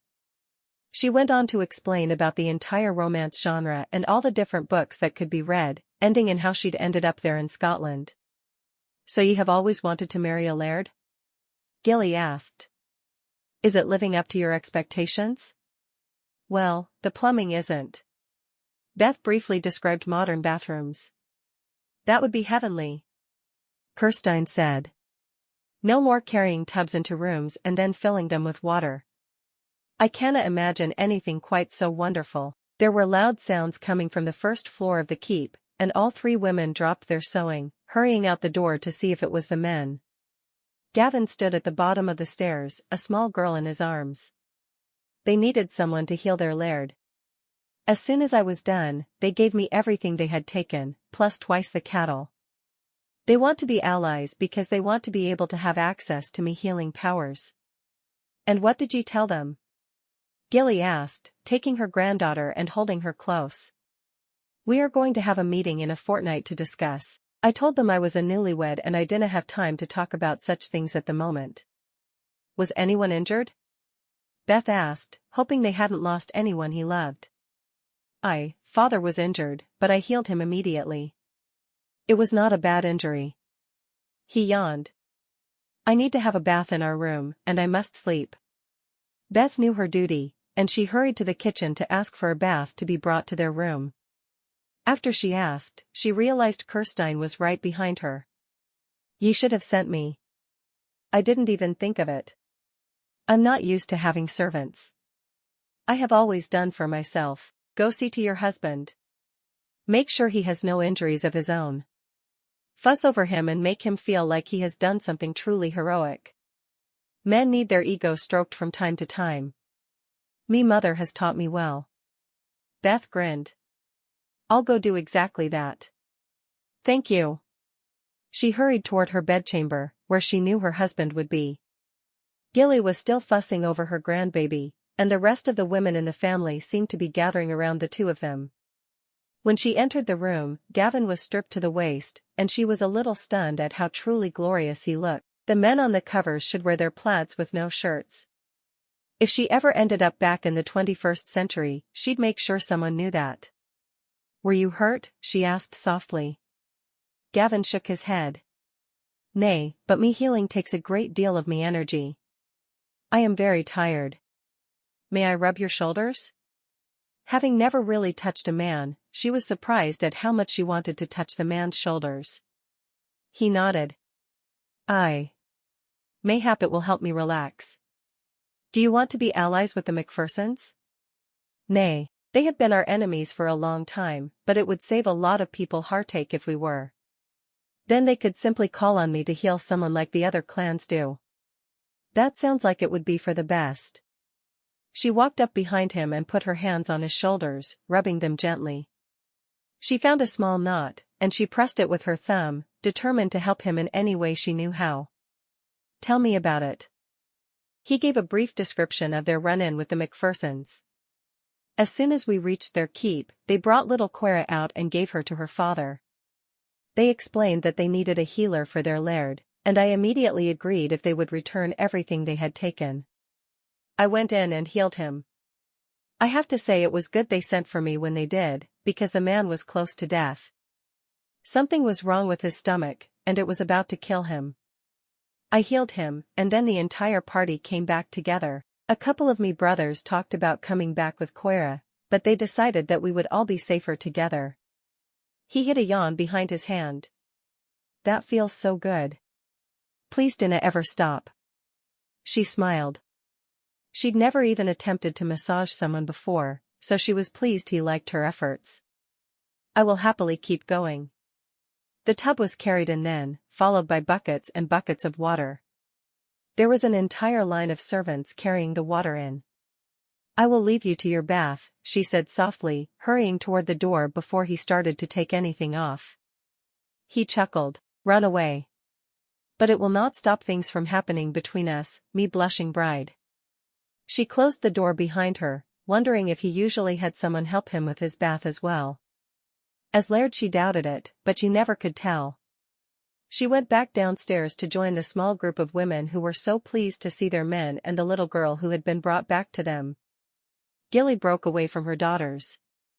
How is our Gavin? Beth smiled at her use of our Gavin. She did need to share him with her mother-in-law. Very, very tired. Other than that, he seems to be fine. He said he wasn't injured at all and they were waiting to bring Cora out when the men arrived. I am glad he is all right. And Cora being home with us is a blessing. I dinna think I have ever been so frightened. Gilly put her hand on Beth's arm. How are ye? I'm good. He's up there having a bath, and then he'll sleep. I'm going to make sure a meal is ready for him when he's finished bathing. Healing takes a lot out of him. I am surprised they were able to make it back today without stopping to sleep. Kenan interrupted from behind Gilly. He rode double with me. I kept him upright while he slept. I should have guessed, Gilly said softly. Thank you for bringing all of me bairns home safely. It is me job as their father, just as much as it is yours as their mother. He drew his wife to him and rested his cheek atop her head. I was worried when they wanted him to go in alone, but I knew I could go in after him if necessary. Even if they locked me out. You really can make yourself intangible then? Beth asked, surprised. She knew Gavin had told her of the magic in their family, but she hadn't been certain she should believe it. I really can. Beth nodded. I will go talk to Morag about food for the men. Thank ye, Gilly said with a smile. It will be nice not to have the ladies' duties and let them pass on to ye. I'm not sure I'm ready for them, but I will do my best. Beth rushed to the kitchen, where Morag was already starting a meal. Will you make something I can take upstairs to Gavin, please? Morag nodded. I am working on it. He will want lots of food. More than any man should eat, but after a healing, he is always famished. Do the other men get tired when they use their powers? Not the way Gavin does. I think it must have to do with his healing power. Morag turned away, putting food on a tray. This is all for the Laird. Make sure he eats every bite, and if he wants more, send someone to fetch it for him. He will need as much as he can swallow. Beth took the tray and hurried out of the kitchen with it. Kirsten shook her head at her. I should be carrying that. Too late now, Beth answered. I'm used to doing for myself. I know. Beth left the maid in her wake as she hurried up the stairs and into the bedroom. She'd forgotten Gavin was bathing and found herself blushing as soon as she walked in. I brought you food, and now I'll leave you to eat it. Gavin laughed, reaching for a drying cloth and wrapping it around his waist. Ye are going to have to get used to seeing me this way, lass. I might someday, but it definitely won't be today. I can see that. He walked to sit on the bed and reached for the food. Sit with me while I eat. Beth wanted to run, but she didn't want to make him unhappy either. What would he do if she did? Take her back to where he'd found her and leave her? She knew that never happened in the novels she'd read, but novels weren't real life. And no one really knew what things had been like in the 13th century, did they? I'll stay. How was your day? Why was Mother here when we arrived home? Kirsten and I went to her to ask her to sew with us. I had never picked up a needle before, and I've done a little sewing today. Nothing like your mother and Kirsten can do, of course, but better than I could do yesterday. What are the three of ye sewing? Beth grinned. Clothing for me. I have nothing but a borrowed nightgown and a borrowed dress. It might be nice if I could have some clothing of my own for a change. I burned your other clothes. I was afraid they would be found, and I didn't want people to think you were a witch. Gavin finished his first bowl of stew and started on the second without pausing. By her accounting, he'd also eaten 6 biscuits. I think that was wise. I won't need them again. She was happy to hear her bra had been burned but sad she hadn't been the one to do it. Bras were evil and should all be destroyed. It actually made her feel good to know that they hadn't been invented yet. I will probably sleep until morning once I am asleep. I know 'tis strange, but I sleep and eat a great deal more than your average man after I have healed someone. The healing takes a great deal out of me. I would think so. It has to be using everything inside you. I am honestly not certain how it works, but it feels like the power is coming from deep within me and using up all of me. He shook his head. I would have healed the McPherson if I had only been asked. I dinna care if he is me enemy or not. Mayhap we need to let that spread throughout the Highlands so no one else feels the need to abduct one of me nephews or nieces. Or one of our sons. Is it possible to send an envoy to each of your enemies telling them that? I know it would be strange, but it could keep something like this from happening in the future.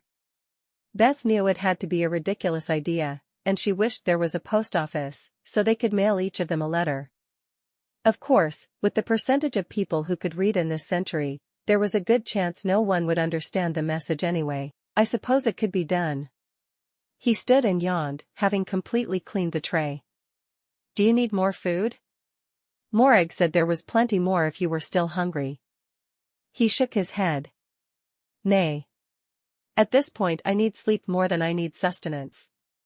She got to her feet and picked up the tray full of dirty dishes, noting there was not a single crumb left.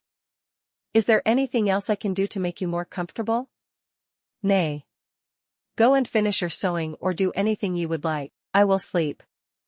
Gavin didn't wait for a response as he climbed beneath the covers, his drying cloth falling to the floor. Beth turned her back and hurried from the room, closing the door behind her. She could hear his laughter through the closed door, but she was determined to ignore it. Her new husband had a strange sense of humor, but she needed to let him be who he was. He had just healed his enemy after all. Why, the man was practically perfect in every way, and no one could tell her differently. Absolutely no one. She took the tray back to the kitchen and sat on the edge of the circle of people celebrating the return of the men and child. Instead of trying to be part of them, she observed them all, enjoying every single minute of the conversation. All too often the conversation switched to Gaelic, and since she could barely understand their English, the Gaelic was much too hard for her. It wasn't a language she had any familiarity with. As she watched them, for once she didn't feel like an observer. She had a place within these people, and it was a place she would always have. Soon, she'd be having a baby as well. At least that's what everyone kept telling her. She just hoped that Dr. Lachille's spell or whatever it was she'd done had been permanent. She needed to stay in this world forever. A world where she belonged and where she was married to a handsome Highland laird. A world where a woman called her daughter. A world where life wasn't quite as hard. She sighed. Never had she thought she would find a place with no indoor plumbing easier, but it seemed to have happened. Only here for 2 days, she already felt as if she truly belonged in a way she never had in her own century. Gillian smiled over at her, making sure she knew she was allowed to be part of the group instead of observing it, but Beth didn't need the reminder. She just needed the space. As she watched children and men and women, she had to wonder what her and Gavin's children would look like. She said a silent prayer that she would stay in the 13th century forever. Right where her husband was. Chapter 6. By the time Beth woke the following morning, Gavin was already out of bed and had started his day. She lay awake for a moment, wondering if their marriage would ever be a real one, before she got out of bed and started to dress for the day. She still needed help with the plaid, but the rest of her clothing she could don herself. She had just finished putting her dress on when Kirsten came into the room. Do you need help dressing? Beth sighed. I hope that someday in the not-too-distant future, I'm going to be able to say no to that question. Otherwise, you're going to have to dress me for the rest of my days. Kirsten giggled softly. I would like to know what you wore that was so different in the future. Women still wear dresses, do they not? Yes, they wear dresses. Sometimes.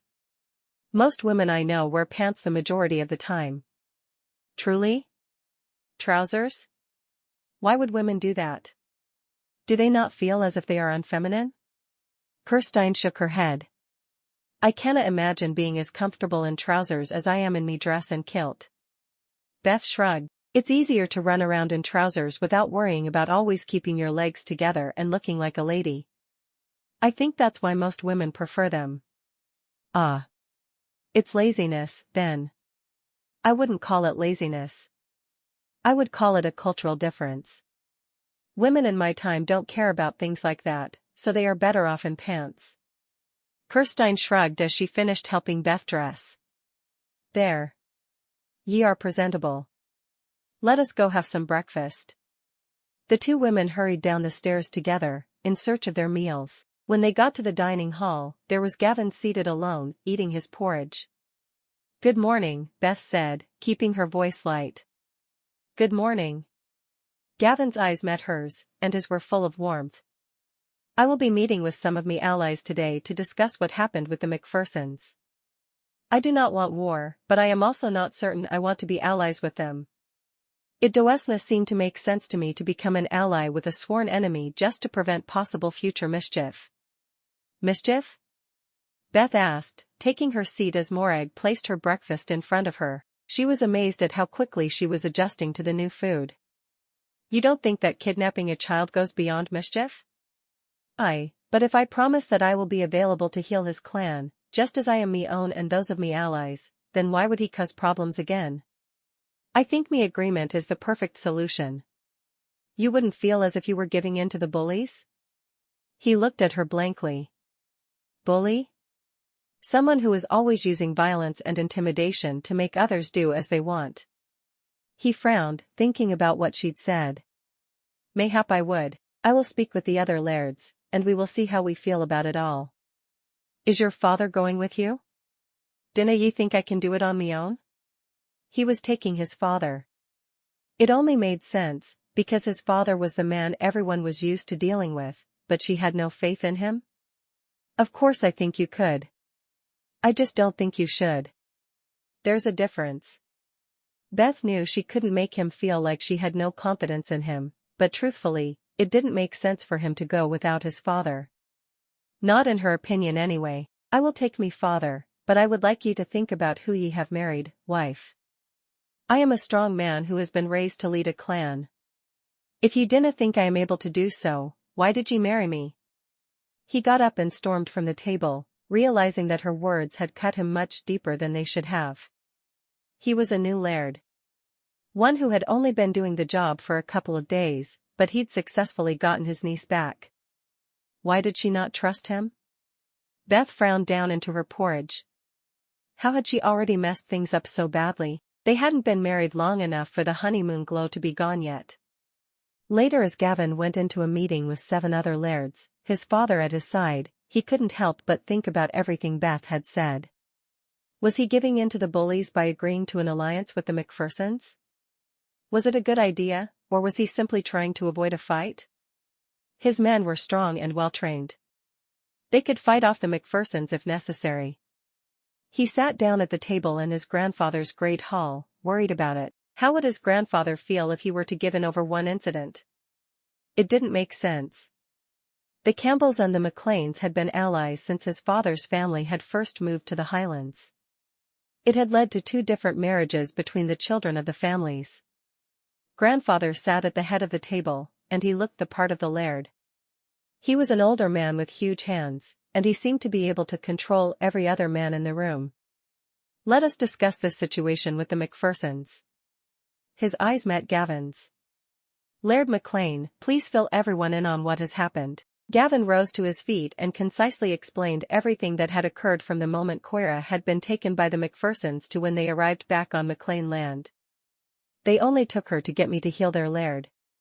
He was on his deathbed. I firmly believe that an alliance with the McPhersons would make it so they no longer felt the need to take the children of me clan to get me to heal people. When he was finished, he took his seat, waiting to hear what others said. Laird Campbell shook his head. That child was one of me great-grandchildren. I would like to tear Laird McPherson limb from limb, but it sounds like it wasna his decision that led his men to take Coira. It sounds as if it was his men acting without guidance. And do we punish the entire clan for a few men who were ill-trained? Kennan asked. The laird of one of the other clans spoke up. I dinna like this. If the McClains give in to everyone who wants to have Gavin's healing practices and becomes allies with them, the only common enemy we will have is the English. All the men laughed at that. "'Tis a good common enemy to have," Gavin said, grinning. The discussion went on for hours. The men argued the good and bad of the McClains becoming allies with the McPhersons. Finally, the decision was left to Gavin. "I believe we will become allies, but ask that all the clans we are allied with spread the message that it is not necessary to take our children, or anything else, for me to be willing to heal." Kenan frowned at Gavin. "I dinna want ye to become a full-time healer. Your job is leading our clan. Why do we not have James train the men? Then I am freed up for me healing as it is necessary." James was his eldest brother and the strongest of them all. Gavin couldn't imagine his father arguing with him. "But then the men will be used to following James. Do you mean to allow him to lead the men into battle as well?" "If necessary. Father, I feel very strongly about me duties as laird, but I canna be laird and healer all at once. James can be the military leader, and I can be the healer." "That is not how it is supposed to be," Kenan protested. "No other lairds have been born healers. I was. We must be able to adjust things for the needs of our people." Gavin wasn't willing to back down on this. Already he'd spent no time with his new bride. If something wasna changed, he'd never see her again. And though he was angry with her now, he knew he wouldn't be when he saw her later. There were sons to think about. Kenan sighed. "We will talk to James when we get back to McClain land. Mayhap he will be willing." Gavin couldn't imagine James turning down the opportunity to lead the men in their training or into battle. Gavin had often thought that James resented him for getting the birthright that was traditionally meant for the oldest son. The McClains had always done things differently. Laird Campbell called out to Gavin as the men were leaving the meeting. "Gavin, a moment of your time if you will." Gavin hurried to his grandfather, knowing it was something that needed healing. The man was old, and all of his ailments were soon brought to Gavin. "Yes, grandfather? Me knees have gotten so bad it hurts to walk. If I dinna want to have me men carry me all over the land, something needs to be done." Laird Campbell was a proud man, and he didn't ask if there was any other way. "Ye have tried the salve I gave ye?" Gavin asked, even as he squatted down and put his hands onto his grandfather's knees beneath the man's plaid. He let the power flow through him, taking on the pain of his grandfather for just a moment of time. "I have. It doesna work." "Nothing does." His grandfather drew a deep breath. "Nothing but your touch, that is." "Thank ye, Gavin." He put his hand on Gavin's shoulder in thanks. It was as loving as the old war man got with his grandchildren. "I am happy to ease your pain in any way I can," Gavin said softly. "How is grandmother?" "Complaining that she canna see well enough to sew any longer. I suggested she talk to you, but she wouldna hear of it." Gavin rose to his feet. "Let us go see grandmother, then." They walked into the sitting room, where his grandmother spent most of her time, and he walked to her. "Hello, grandmother. How are you today?" His grandmother dropped her sewing and wrapped her arms around him. "Gavin. It is always so good to see ye," Gavin smiled. The woman had more than 50 grandchildren, and she was always excited to see each and every one of them. He held her frail body in his arms for a moment, scanning to see if there was anything else wrong with her. When he found nothing but age, he placed his hands over her eyes, gently as if playing a game. "I have missed ye. Did ye know I married? She is a beautiful lass named Beth. And ye dinna bring her to meet me?" She swatted his hand away, but the healing had been done. Hopefully she wouldn't realize what he'd done for her. At least not until after he'd left. "I will bring her. I was here for a council of lairds, so I couldna bring me wife with me." "Soon." "Soon? Like the morrow? I have the right to see the mother of me future great-grandchildren." She put her hands on her hips and glared at him. Gavin grinned. "Aye, on the morrow. Unless there is some healing that must be done." He rubbed the back of his neck, wondering just how his grandmother would feel about Beth. He didn't want to tell her that Beth was from the future, but her accent was so different. Hopefully she wouldn't notice. Good boy. She patted his arm. Go home now. Me eyes are working better than they have in years. Your work here is done. Gavin bit back a laugh. I hope I helped. Ye know ye did.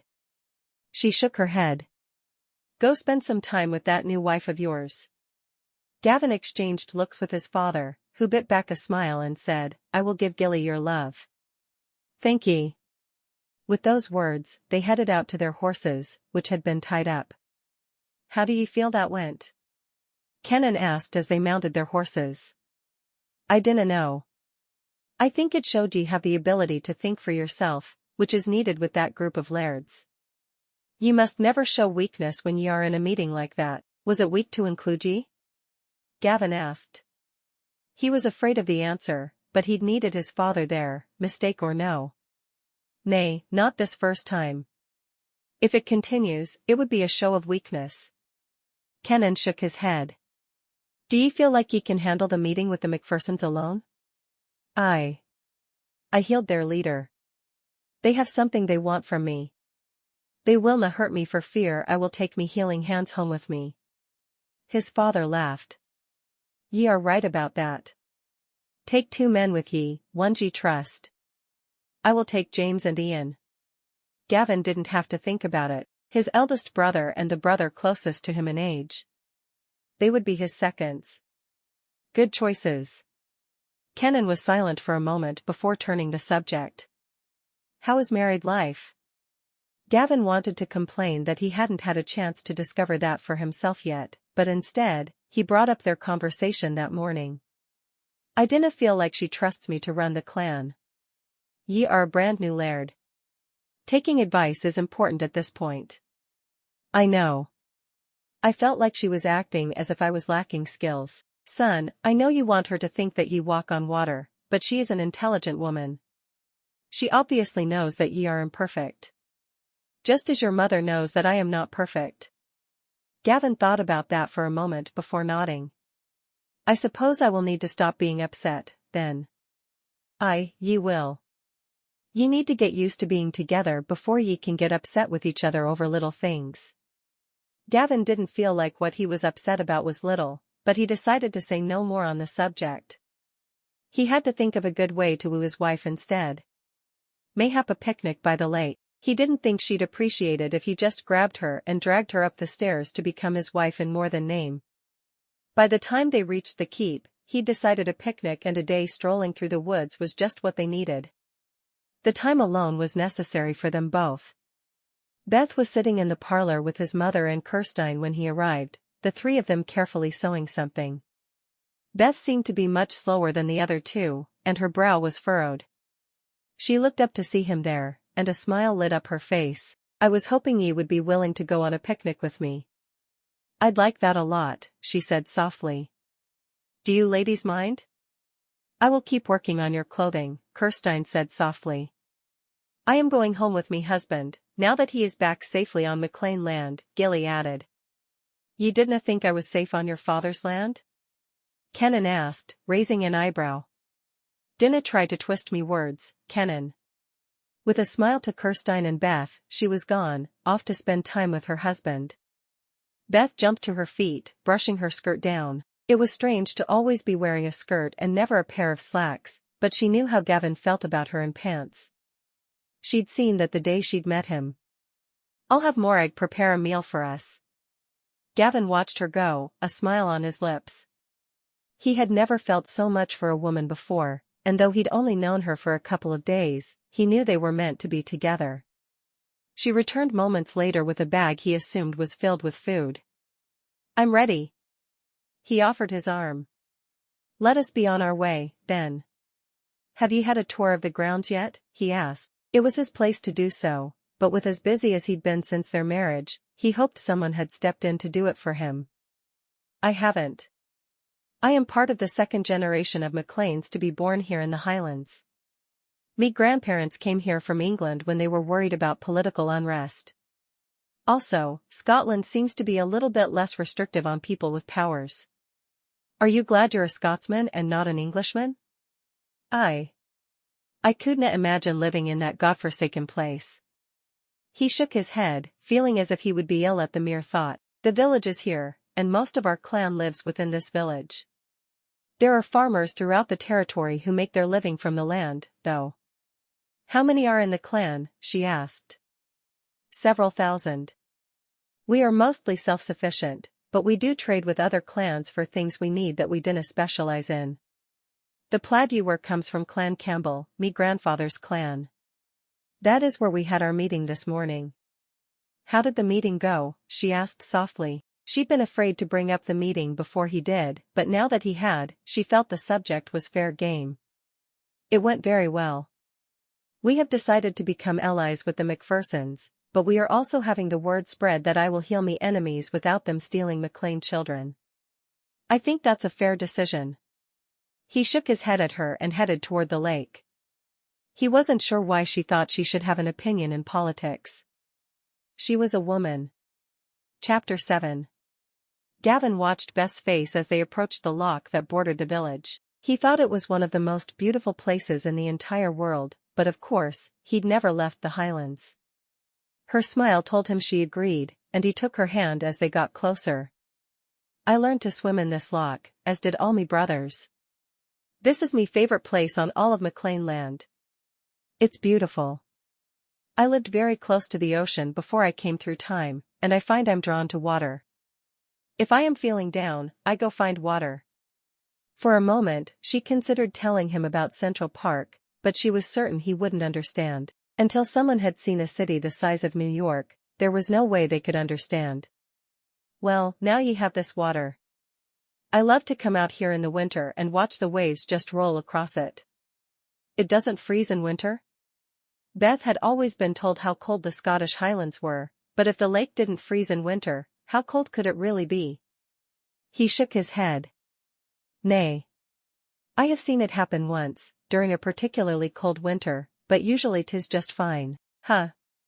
She wished she had access to Google, just for a minute, so she could see what the average winter temperature was in the Highlands, but Google was a thing of the past, or was it the future?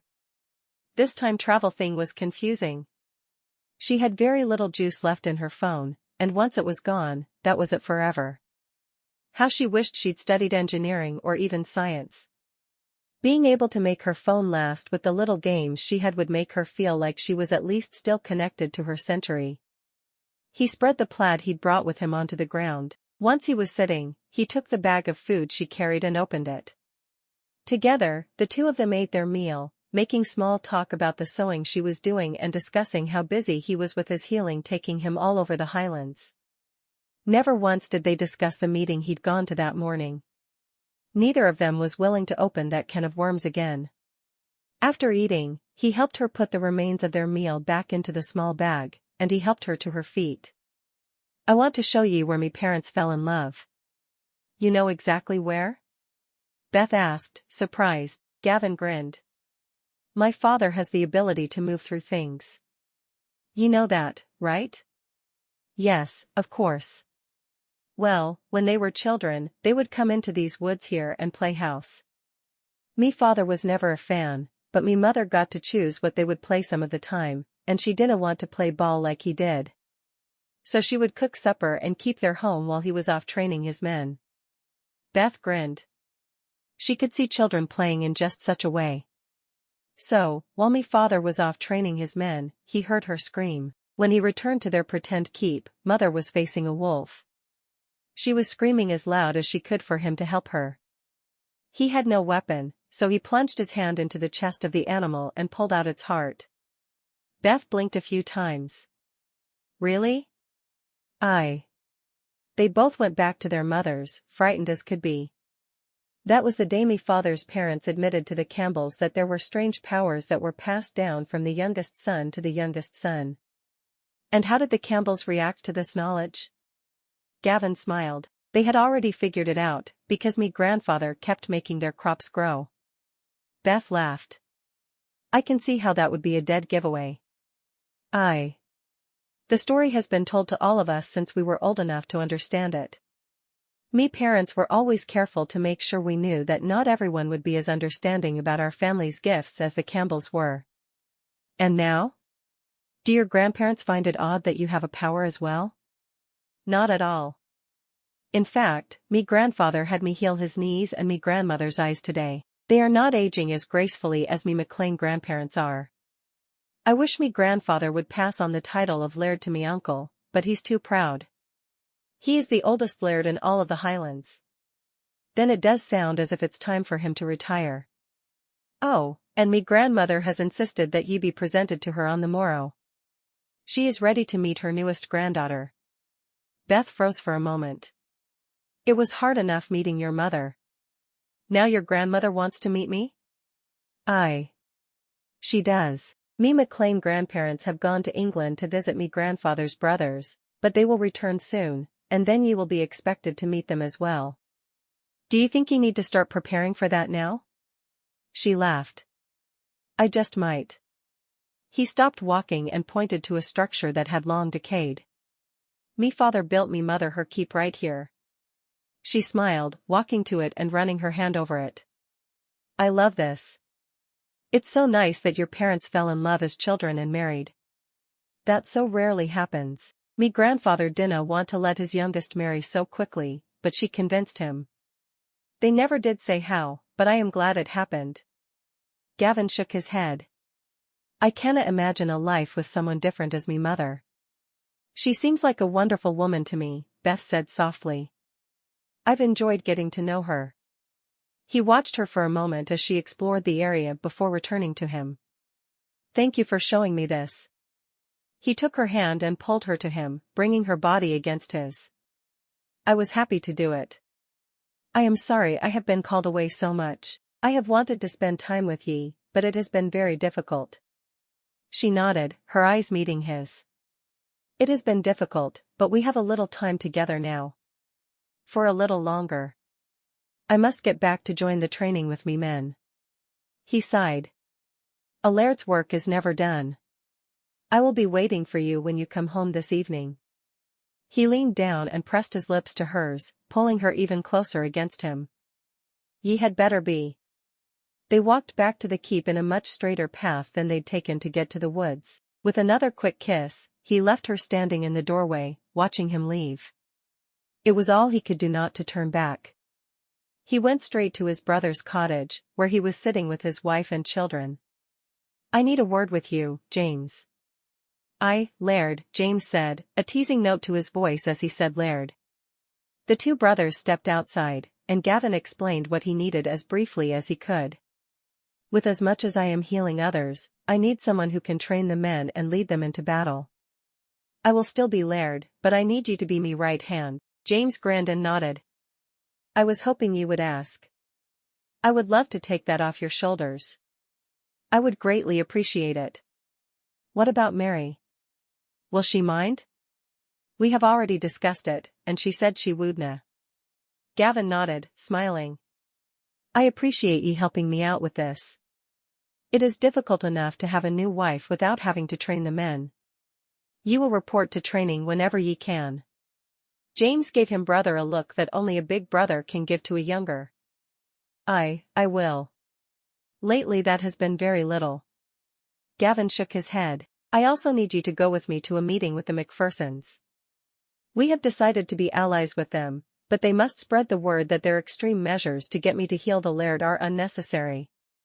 All anyone must do is ask. James nodded. I will happily go. When? 5 days hence. Gavin walked away from his brother's cottage with a spring in his step.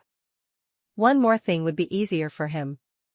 Next, he went to his brother Ian, who was staying close to his family after the incident with his youngest daughter, Coira. Gavin.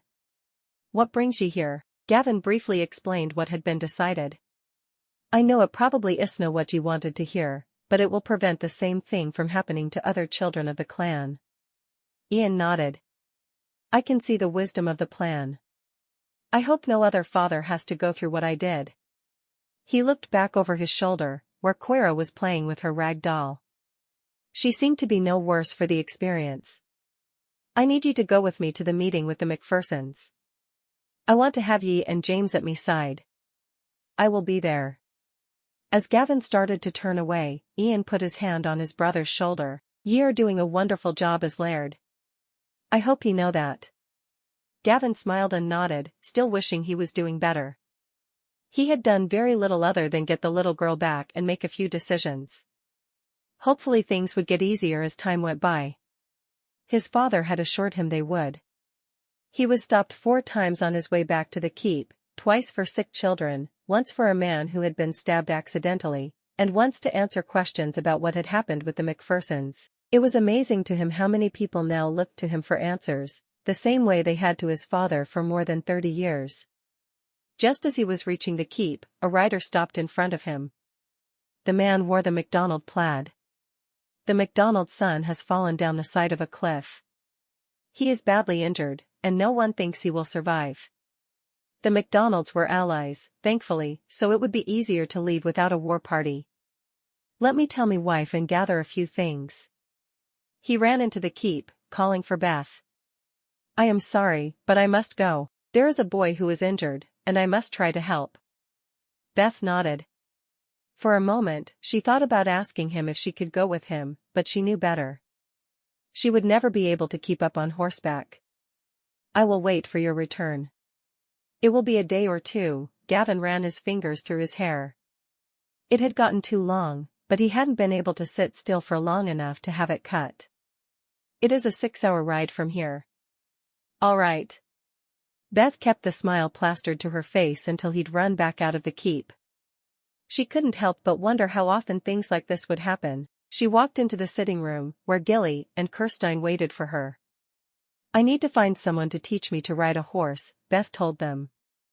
I want to be able to ride along with Gavin the next time he is called away. I think that is a lovely idea, Gilly said. I will teach ye. You ride? Of course I do. I have been riding since I was a small girl. Together, the 3 women headed to the stables, and Gilly ordered the stable master to saddle the calmest horse. At first, Beth was afraid as she climbed atop the horse, but gradually it got easier. By the time they finished, Beth was able to do a slow walk around the field. When she got down, following Jillian's instructions exactly, she stood for a moment, getting used to the feel of the calm earth beneath her feet. I hope I can be ready to leave with Gavin the next time he has to ride out to heal someone. You will not always be able to go, Gilly explained. Sometimes he has to leave with absolutely no warning, and there will not be time for you to get your things together to go with him. I understand that. But sometimes I should be able to go, right, mayhap? Gilly smiled at Beth. There will be other reasons you will be happy to be able to ride, though. 'Tis fun to begin with. I used to ride between here and me family's home often, but when the bairns started coming, it was harder. Then me mother started visiting me instead. How quickly did you have the babies? Beth asked. It was hard for her to wrap her mind around being the mother of 7 sons. I realized I was expecting within 2 months of marriage. I had all 7 within 10 years. Gilly shook her head. If I hadn't had Morven as a helper, I didn't know what would have happened. Kirsten smiled.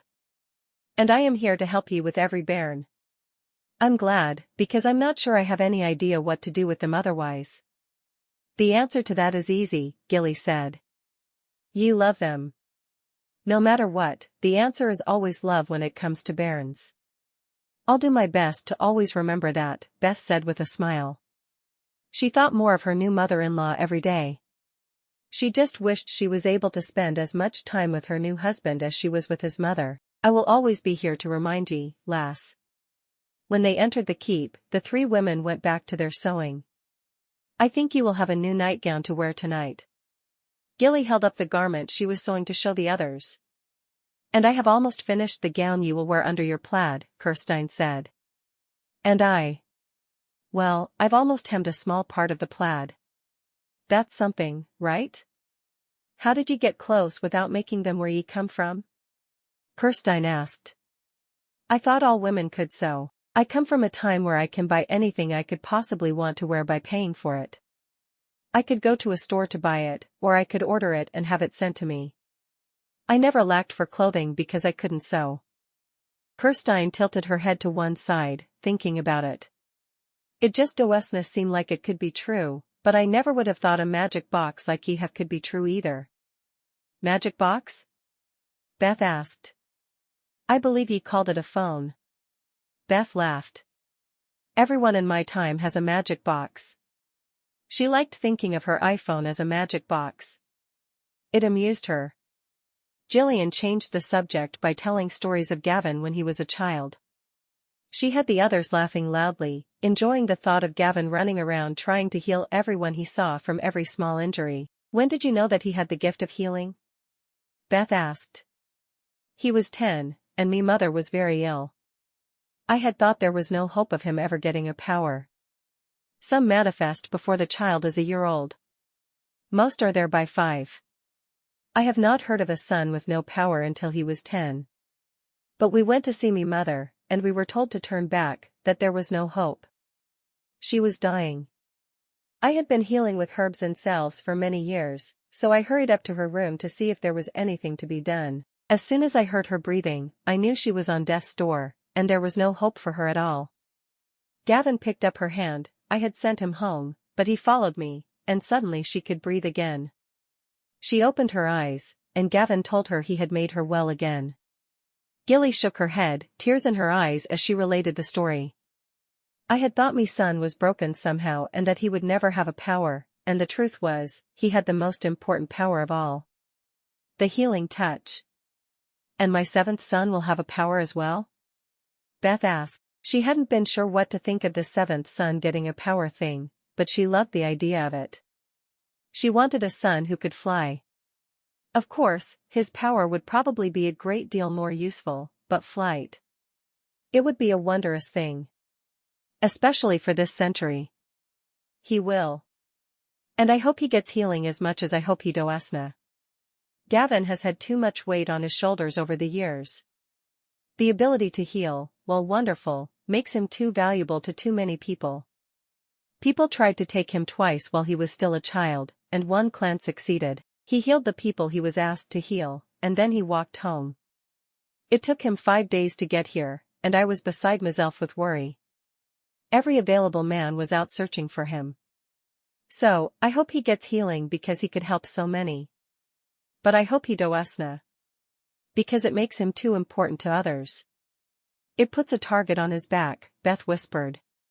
She hadn't looked at it that way, but having a healing power really did put her husband in danger. She wanted to wrap him up in bubble wrap and never let him get hurt. Of course, she'd have to wait several centuries for bubble wrap to be invented. There went that idea. Chapter 8. Gavin was gone for 2 days, and during that time, Beth spent hours both afternoons working on learning to ride. She wasn't up to long rides yet, but the next time Gavin wanted to go somewhere on horseback, she would be able to join him. When he finally arrived home, she had the biggest meal that would fit on a tray made for him and took it up to their bedroom so he could eat while readying for bed. She now knew he needed huge amounts of food for the big healings. He hadn't needed extra after working on his grandfather's knees, but this was so much bigger. At least they'd made it sound like it was. Sure enough, when Gavin came up the stairs, he looked exhausted. I have food ready for you. She didn't ask about the boy, because if he'd died, she was sure Gavin wouldn't want to talk about it. Thank ye. Gavin sank down into a chair beside the bed and began eating. He asked no questions and simply applied himself to the food. You were missed, she said softly. He smiled around a big bite of beef. I missed ye, too, lass. We will have a day soon that will be uninterrupted by me healing. I promise ye this. I sure hope so. It feels as if every time I am content to spend time with you, you get called away again. She paced the room, not at all hungry but not wanting to leave him alone. This healing was one of the hardest I have ever done, he said softly. The boy was barely alive. The clan's healer gave him a sleeping draught, and that is the only reason he made it. If he had fought and moved around, it would have been his death. But you arrived in time? Gavin nodded. I had to heal him in parts. I couldn't do the whole job at once. Both legs were broken. One shoulder was completely shattered. His head had a big gaping hole in it. He shook his head. I didn't know how I saved him. I'm so glad you did. Beth couldn't imagine what he must go through to see someone lying there dying, knowing everyone was looking to him for help. I'm assuming you're going to sleep for a couple of days after that one. He rubbed the back of his neck with his left hand, while his right hand kept shoveling food in. Do you want me to bring you more food? Or will that be enough? He frowned. More please. I should be able to stay awake long enough to shove it all into me mouth. She grinned even as she rushed from the room. His appetite after a big healing was like nothing she'd ever seen. She couldn't help but wonder how he'd do in a hot dog eating contest or a pie eating contest. Or better yet, a taco eating contest. And then her heart felt sad, knowing she'd never eat another taco. How could life possibly be the same? Taking the tray back to him, she found he was just finishing up the portion he'd been given as he reached for the next. I didn't know why I require so much food. Me father never did after using his powers. Maybe it's the difference between healing and making yourself incorporeal. I would think healing would be much harder. I think it must be. He shrugged. I didn't know, because I have never had another kind of power. He yawned, finishing off the last few bites of his meal. I am sorry I canna spend more time with ye before I need to sleep. He climbed under the covers, still fully clothed, and closed his eyes. Beth looked down at him, realizing he was already asleep. She'd never been one who could sleep as soon as her head hit the pillow, and she found she envied him for it. She kissed his forehead and crept from the room, carrying both trays. The man needed sleep a great deal more than he needed his wife. She wasn't sure at this point why he'd married her. He obviously had no time for a wife. After returning the trays to the kitchen, she decided to walk. Kirsten was right beside her as she left the keep. Where are we going today? Beth shrugged. I wish I were a better rider. I'd like to get on a horse and ride like the wind at the moment. Did Gavin upset ye somehow? Beth shook her head. No, he's the perfect gentleman as always. I just wonder why he married me when he obviously had no need, time, or desire for a wife. Kirsten frowned. Do you really believe that? I do. The man is constantly called away. He never has more than an hour or two to talk to me, and he's only had that much time twice. Once before we even married.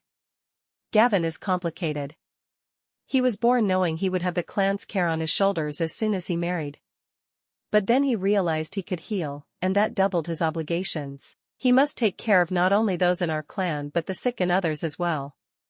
I heard that he once said that God made him a healer so he could help all the people in the Highlands, not just the ones his family was allied with.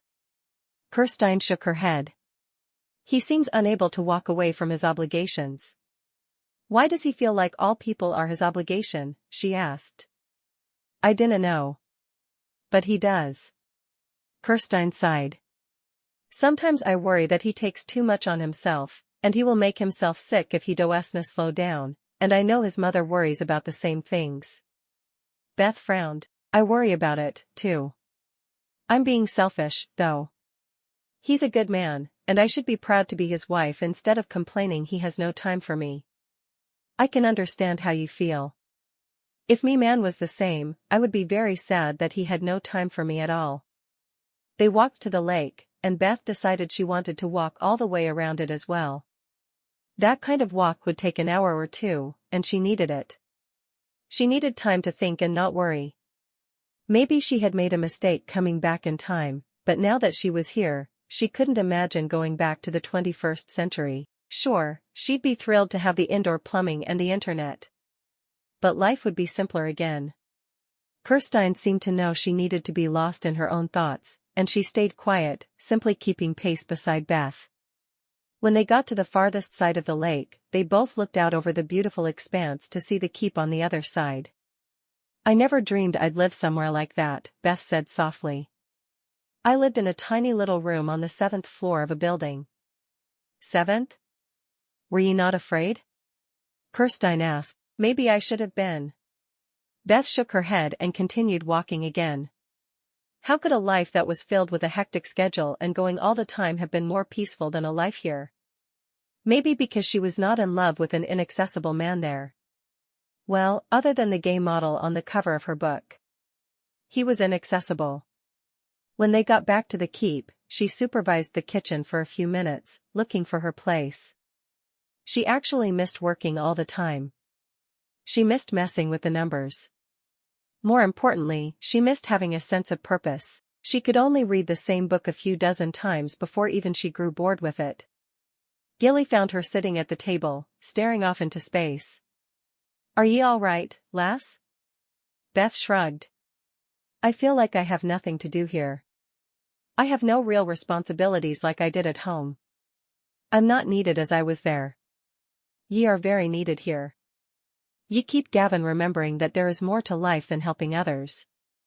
Ye help him to remember that he has sons that will come someday, sons that he will be responsible for. I suppose. That doesn't fill my days, though. Why dinna I teach ye the small amount of healing I know? I was the clan's healer before Gavin discovered he had powers. If I teach ye, mayhap some of the easier healings could be done by ye and not require so much of his energies." "That sounds lovely. I would like that." Gillian smiled. "Let me go get me things, then. I would rather we were here when Gavin awoke."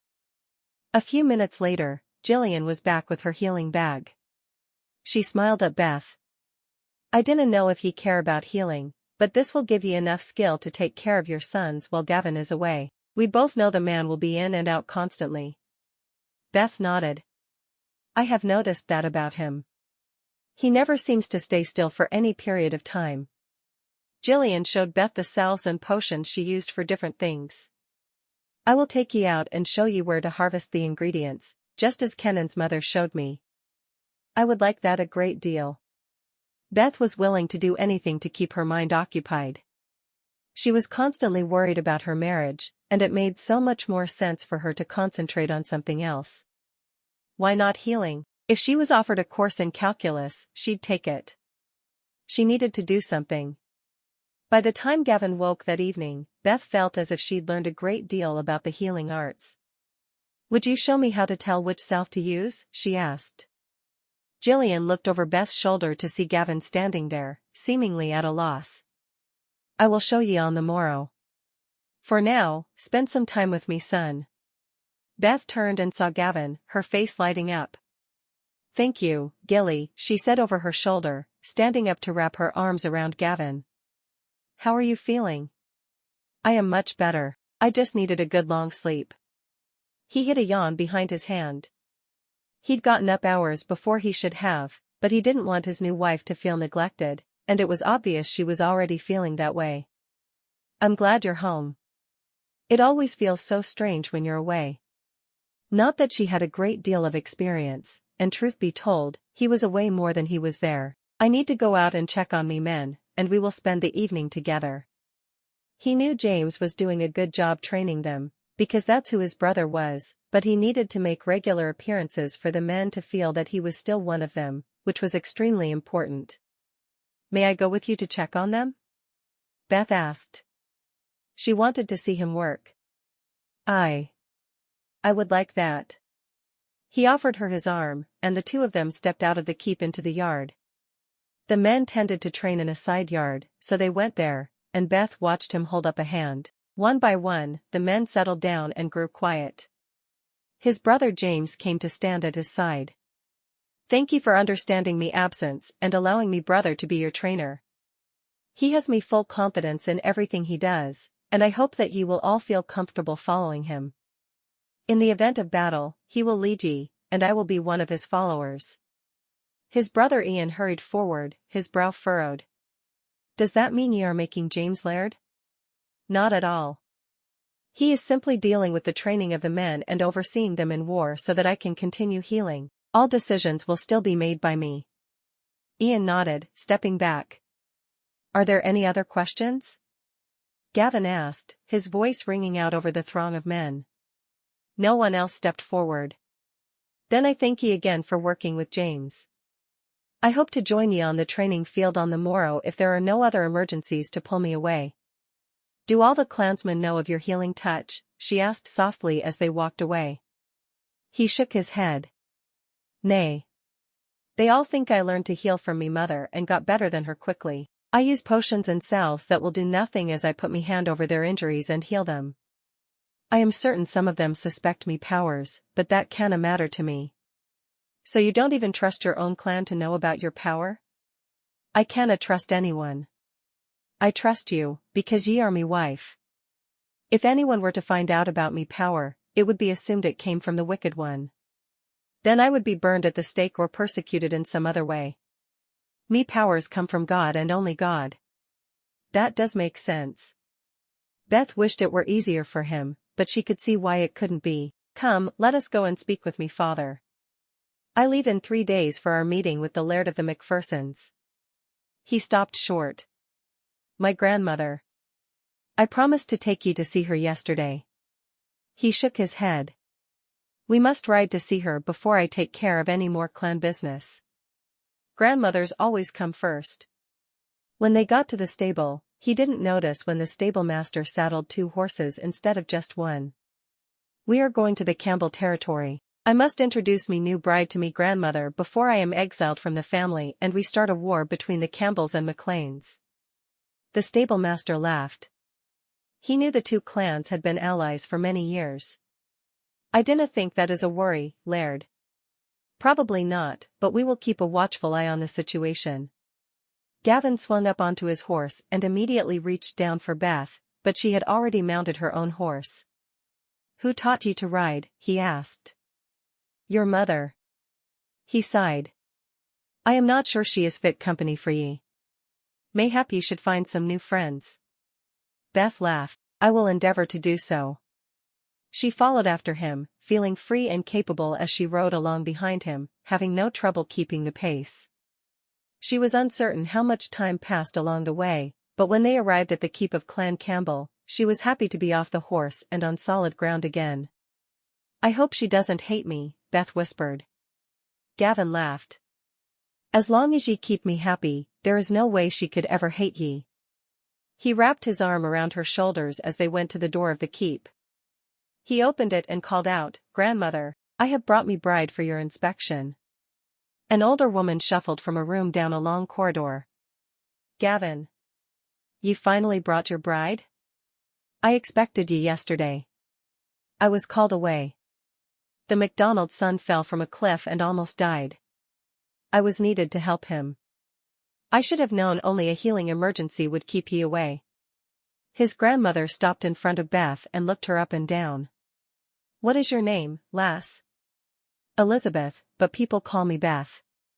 That is a lovely name. His grandmother peered at her for another moment. Come into the sitting room, I will have refreshments brought to ye. Beth and Gavin went into the room she indicated, while the older woman hurried away. She came back mere moments later. The kitchen staff will bring us our food in a short while. She turned her attention to Gavin. How are ye feeling today, Gavin? Ye look tired. I am very tired. The healing yesterday took a great deal out of me. Ye know ye need to sleep after these things. What are ye doing visiting an old woman before ye are ready? Gavin smiled. I dinna want ye to think I had forgotten me promise. Beth said nothing, smiling sweetly instead. He had forgotten his promise, but she wasn't going to be the one to tell the old woman that. His grandmother turned her attention back to Beth. Are ye ready to have 7 sons? I dinna really believe in the family traditions until me daughter did exactly what they told me she would do. 'Tis very strange. I don't know if I am. I never really thought about having children, and now I'm told I'll give birth to 7 sons, no daughters, and the youngest son will have a strange power. It's a lot to take in. Where are ye from, lass? Your speech is strange. I'm from York, Beth immediately improvised. It was true. She was just from the new version of the city. Ah. A Sassenach. I would be offended that me grandson married an Englishwoman if me best friends were not English as well. Gavin decided to let his grandmother's assumption that Beth was English go uncontested. It was so much easier to let her believe his wife was English than she'd traveled back centuries in time from a world that hadn't been discovered yet. I am glad you will accept me. Your daughter is teaching me to heal. Lady Campbell smiled and nodded. It is a skill that will serve you well. I hope so. Chapter 9. That evening was the first they were not interrupted since the wedding. Gavin made sweet love to Beth, and they slept in one another's arms. For once she felt like their marriage was working despite the constant barrage of requests for his time. First thing the next morning, Gavin was called away yet again. The distance was too far for her rudimentary riding skills, but he told her to keep practicing and she could most likely go with him soon. While he was gone, she kept herself busy with her horseback riding lessons and her sewing and healing. He was gone for more than a week this time, and she wondered if they would ever have what she would consider a normal marriage. She flew into his arms as soon as he walked into the keep. Do you need to eat? He nodded.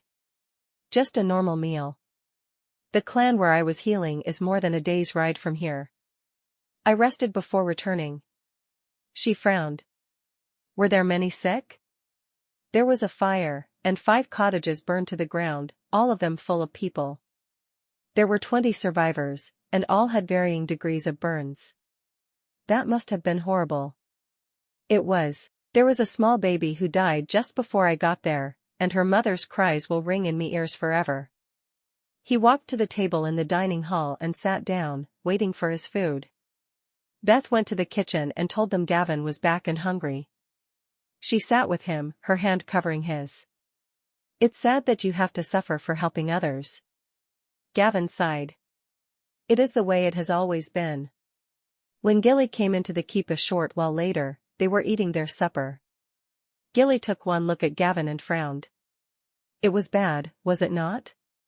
He nodded. Aye. Several fires. I healed the survivors. How many died before you got there? 3. A young newlywed couple perished and a bairn. Gilly closed her eyes and put her hand on Gavin's arm. A healer's worst nightmare. Aye. He continued to eat the food in front of him, but he had no appetite.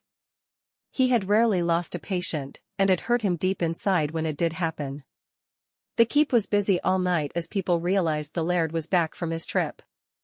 Many had questions to ask him and disputes for him to settle.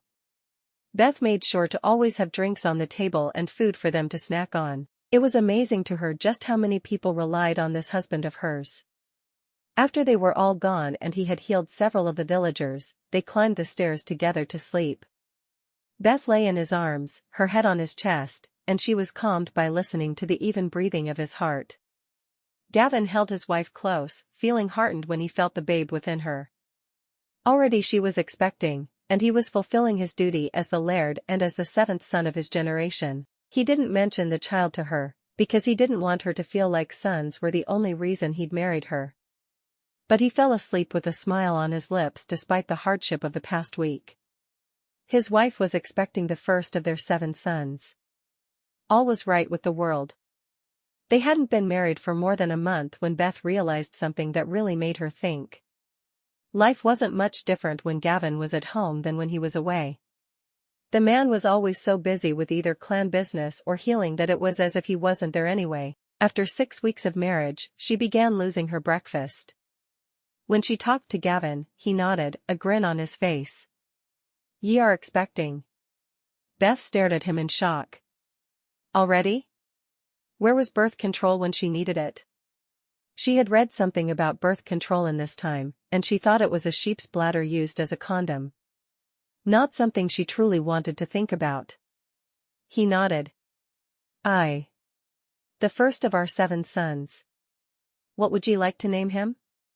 Beth thought for a moment. So many girls she'd known in schools had dozens of names picked out for their children, but she'd never even given it a thought. Adam? It sounded right to her. The first of her men should be named after the first man on earth. I like that. She briefly thought about convincing him to name the boys after the sons and 7 brides for 7 brothers, but even she couldn't be that cliché. Though it would amuse her a great deal. I do as well. Let's name this first baby Adam. After Adam, maybe she could name the second one Robert. Her father had been a Bob, and he'd always seemed to love his name. Are ye excited, me love? My love? Had he really just called her that? They'd never used those words with one another, and she couldn't help but wonder if he was only calling her that because of the baby she carried. I think I am. I guess I didn't expect it to happen so soon. The bairns come quickly in me family, he said softly. Does that disappoint? She shook her head. Not at all. Can I keep writing? He frowned, shaking his head. I would rather you didn't write at all while expecting. She sighed. She'd been working so hard to be able to go on a healing trip with him, and now she wouldn't be able to. Lovely. Later that afternoon, she was walking around the lake, feeling a tad bit sorry for herself. She was happy she was pregnant, but she wished they'd had time to just be newlyweds together. All of the demands on his time made her feel like she was sharing her husband with the entire world. Kirsten walked beside her. My wedding is 3 days hence, she said softly. Oh, I didn't realize it was coming up so soon. That's wonderful. I will be taking a few days right after the wedding to get used to married life. That's just fine. I'm expecting, but I am sure I can get through a few days without you. Kirsten squealed and pulled Beth into a hug. A son. Ye are having a son. Beth smiled, happy to see her friend so happy. I'm not sure I'm ready, but I can't help but be a little excited. Of course, ye are ready. Kirsten had a happy look on her face. As soon as we get back to the keep, we will need to start sewing for the bairn. I can't wait to make little tiny things for him to wear. Kirsten's excitement was contagious. Beth grinned. It will be fun, will it not? We should go and tell Gilly she is going to be a grandmother again. I hope it is still exciting for her after being a grandmother so many times over. It will be. Gilly loves each and every one of her grandchildren with all her heart. They finished their walk around the lake and immediately headed in the direction of the former laird's cottage. Hopefully Gilly has a remedy for morning sickness. I haven't been able to keep down breakfast for several days. I know she gave something to me mother when she was expecting. She will have something to help ye. Kirsten caught Alex's eye and stopped walking. Why didn't I give you privacy to talk to Gilly? Beth laughed. If you want to take some time to talk to your betrothed, all you have to do is ask. Kirsten grinned and walked toward Alec. I am going to talk to me betrothed. You enjoy yourself. Beth couldn't help but envy the other girl, who was so excited for her wedding.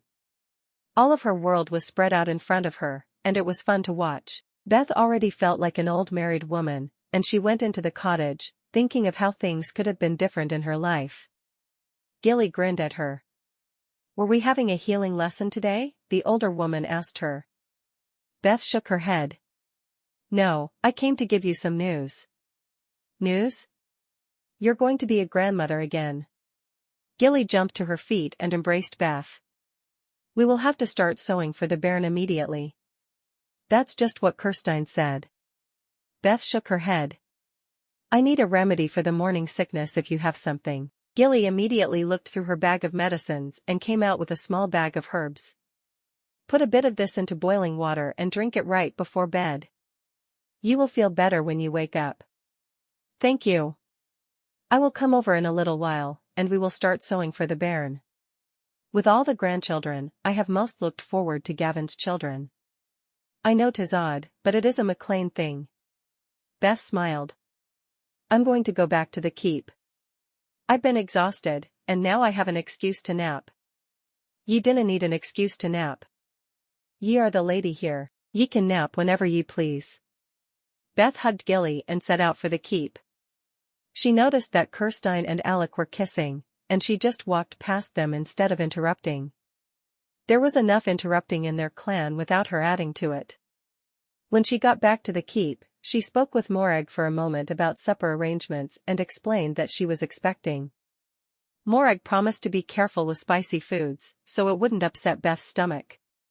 As Beth climbed the stairs, all she could think about were tacos. What she wouldn't give to be able to grow corn there, but corn was another of those New World foods that wouldn't be there for years yet. Tacos would just have to be a distant memory. She crawled into bed and wrapped a plaid around herself, falling straight to sleep. Growing a baby was hard work. By the time Beth was showing, the Highlands were growing colder.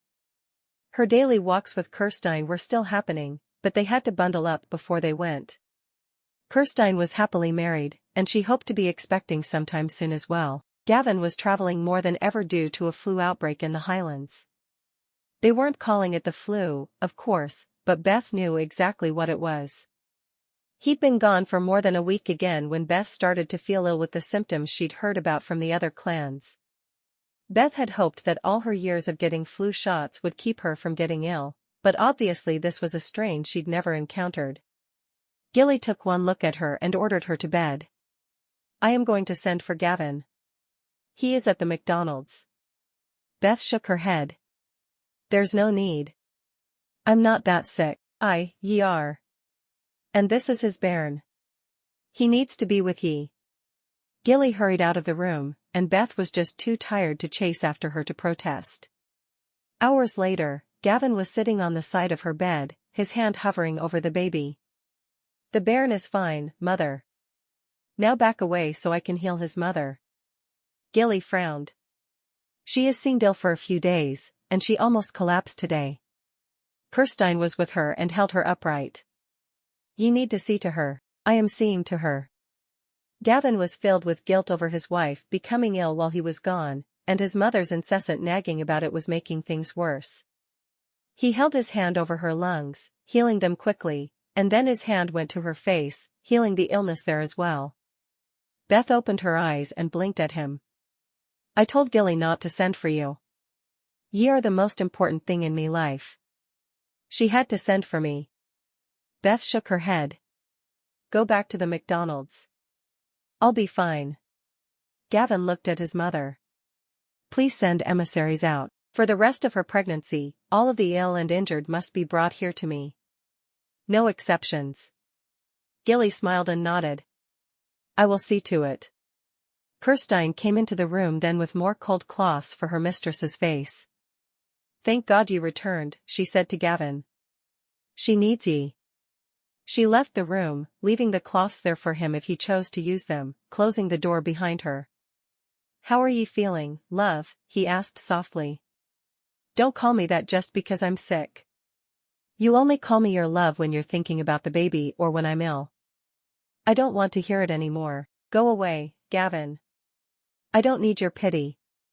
He stared at her for a moment, wondering what on earth she was mumbling about. He opened his mouth to speak, but a knock came at the door. "Laird, your brother James has fallen ill. His children as well." Gavin sighed. "We will talk about this later." With those words, he hurried off to do his duty as the clan's healer. As soon as he was gone, Beth buried her face in her hands and cried. He hadn't denied it. He truly didn't love her, though she was head over heels in love with him. What was she supposed to do now? She couldn't even get on a plane to go home, because planes wouldn't be invented for hundreds of years. Beth spent the rest of the day in bed with both Gilly and Kirsten fussing over her. "I'm fine now. He healed me. Let me get up and at least sew." Kirsten went to the chest and brought Beth her phone. It had little charge left, but it was something. "Play your game where ye squash the candy. It will make ye happy." Beth didn't even tell Kirsten she was crushing candy. What difference did it make? It's not like the other woman would look for the game for her cell phone. When her phone died, it was as if all connection to the 21st century was gone. As much as Beth loved her husband and her life there in the 13th century, it still felt as if a piece of her was being cut away. She set the phone down and frowned at it. No more Candy Crush. No more Panda Pop. All of her games were gone forever, and Beth was forever stuck with a man who didn't love her. She did what any self-respecting pregnant woman would do at that point, and she cried her heart out. The rest of her life would be spent with no phone games. No books on her Kindle app to read, nothing but outdoor toilets and men who didn't love her. What was the point in even trying to keep going? Gavin spent the rest of the day going from cottage to cottage and treating all the ill people there on McClain land. He'd been gone long enough that he hadn't realized how many had become sick during his absence. By the time he was done at the end of the day, he ate enough food for 6 men and fell into a deep slumber, vaguely remembering that he had something important to talk to his Beth about. Right now, all he could do was sleep, though. Beth watched her husband sleep for a while before she moved to the next room over. She didn't want to disturb him in his sleep.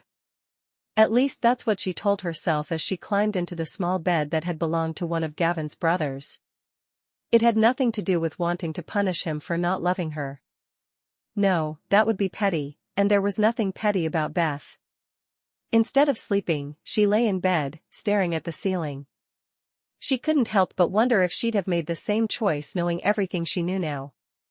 Would she still want to travel to the past, or would she stay in the future where she belonged? As she thought about it, she realized that even if Gavin didn't love her, she loved him with all her heart. She was married to him and carried the first of his 7 sons. Yes, she'd have chosen to come to the past, even knowing he wouldn't love her. She had made the right choice for her, for Gavin, and for the baby she carried. She fell asleep after many hours of tossing and turning, wishing she knew what to do to make Gavin love her. Maybe she should have specified that when she made her wish with Dr. Lashiel. Beth hoped if the others made wishes, they were more specific than she was. They all deserved love. Every last one of them.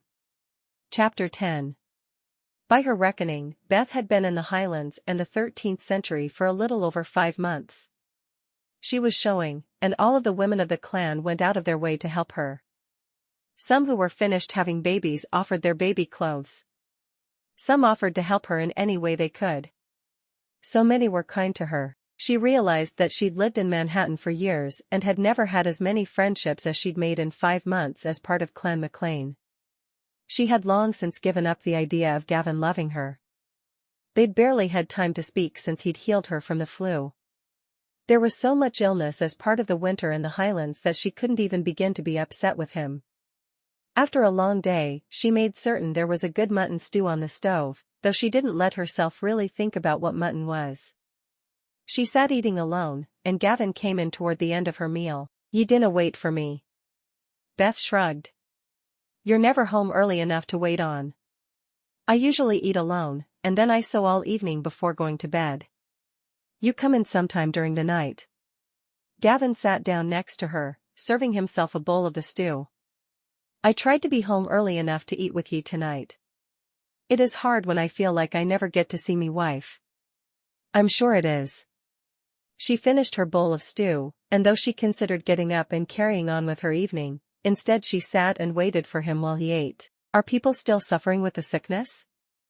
The entire clan had referred to the flu as the sickness, so she just joined in, not correcting their phrasing. He nodded. I healed 7 people of it today.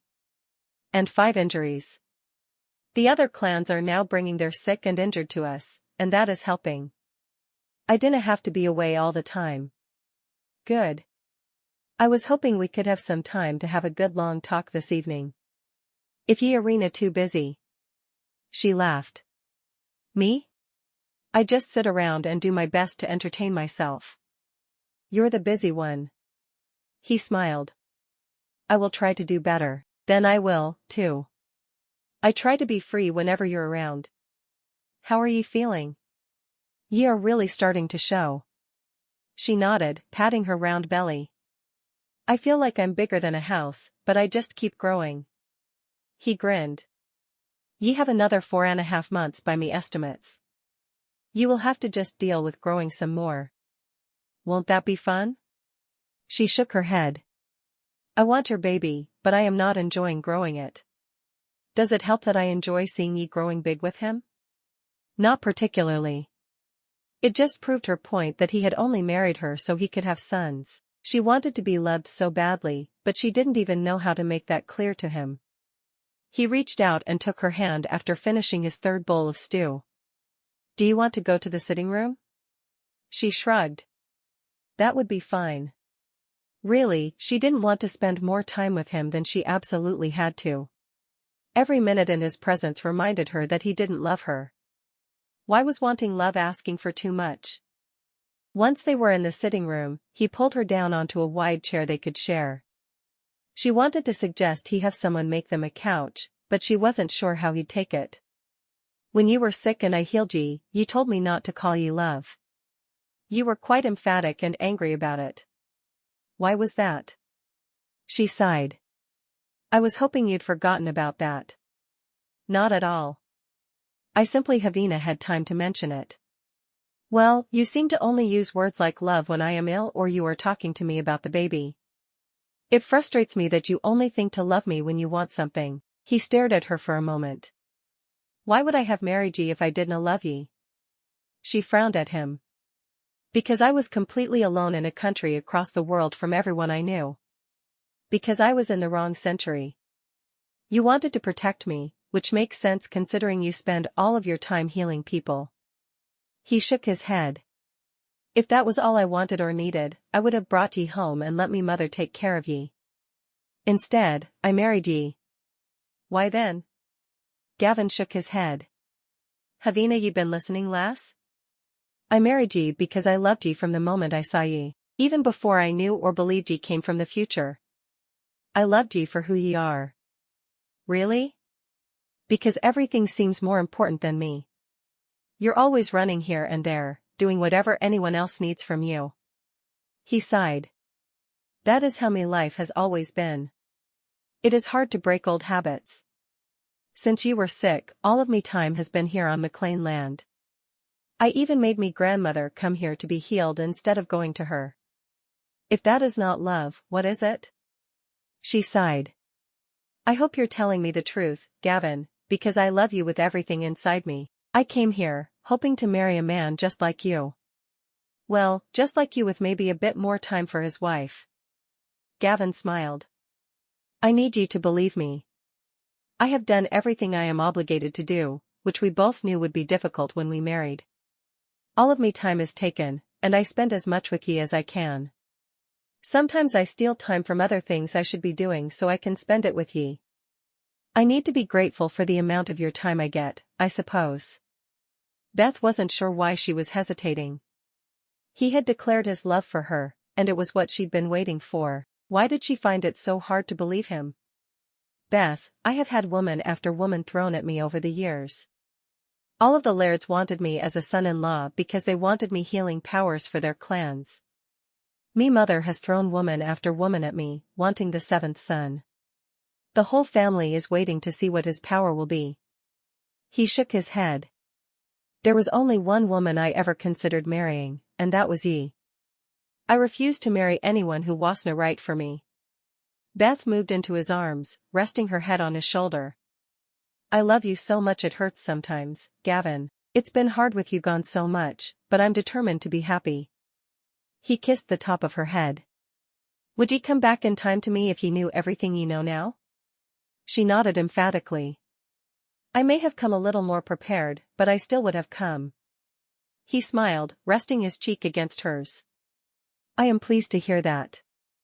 I always thought you would want to go back to your time if you could. Not at all. My place is here. With you. Beth smiled up at him, happy finally. Never in her life had she felt loved for who she was until that moment. She was where she belonged, finally. Epilogue. Beth was sitting alone in her bedchamber a few weeks later, wishing she had books to read. She could handle the outdoor toilets. She could handle everything but the lack of books. She needed some good old-fashioned romance to make her day complete. She made her bed, and when she turned around, she stared in shock at what was before her. Dr. Lachelle in all her purple-haired glory. How did you get here? Beth didn't hesitate as she ran to the older woman, hugging her tightly. Dr. Lachelle grinned. The same way you got here, of course. She held up a bag that smelled suspiciously of tacos, and Beth snatched it from her hand. I think I may love you more than I love my husband at this moment. Lachelle laughed. Looks to me like you love him a lot. Her eyes looked pointedly at Beth's baby bump. Beth was too busy chomping on tacos to respond. I came here to make sure you were happy. I could bring you back to the day you left Manhattan, and all of this would be just a memory. Beth stared at Lachelle in shock. I don't have to go, do I? No, of course not, you just have the opportunity to go. I want to stay here. Beth went back to eating her tacos. I just wish tacos were a part of this century. Lachelle laughed. As I was thinking about coming to see you and giving you the option of coming back, I wondered what I would miss about our century. And it came to me in a flash. I'd miss my Kindle, my iPhone, and tacos. So I brought you things that I hope will make it so you can live here happily. I'd have brought indoor plumbing, but I just didn't know how. Dr. Lachelle sat on the edge of the bed beside Beth and dug into her bag, pulling out a Kindle with a solar charger. I crammed this as full of books as I possibly could. The memory is completely full. Mostly romance. I did put a lot of Highlander romances on there, but I added others as well. I thought it would be more fun that way. I also added a couple of history books, and I thought a book on medicine might help. Beth started crying.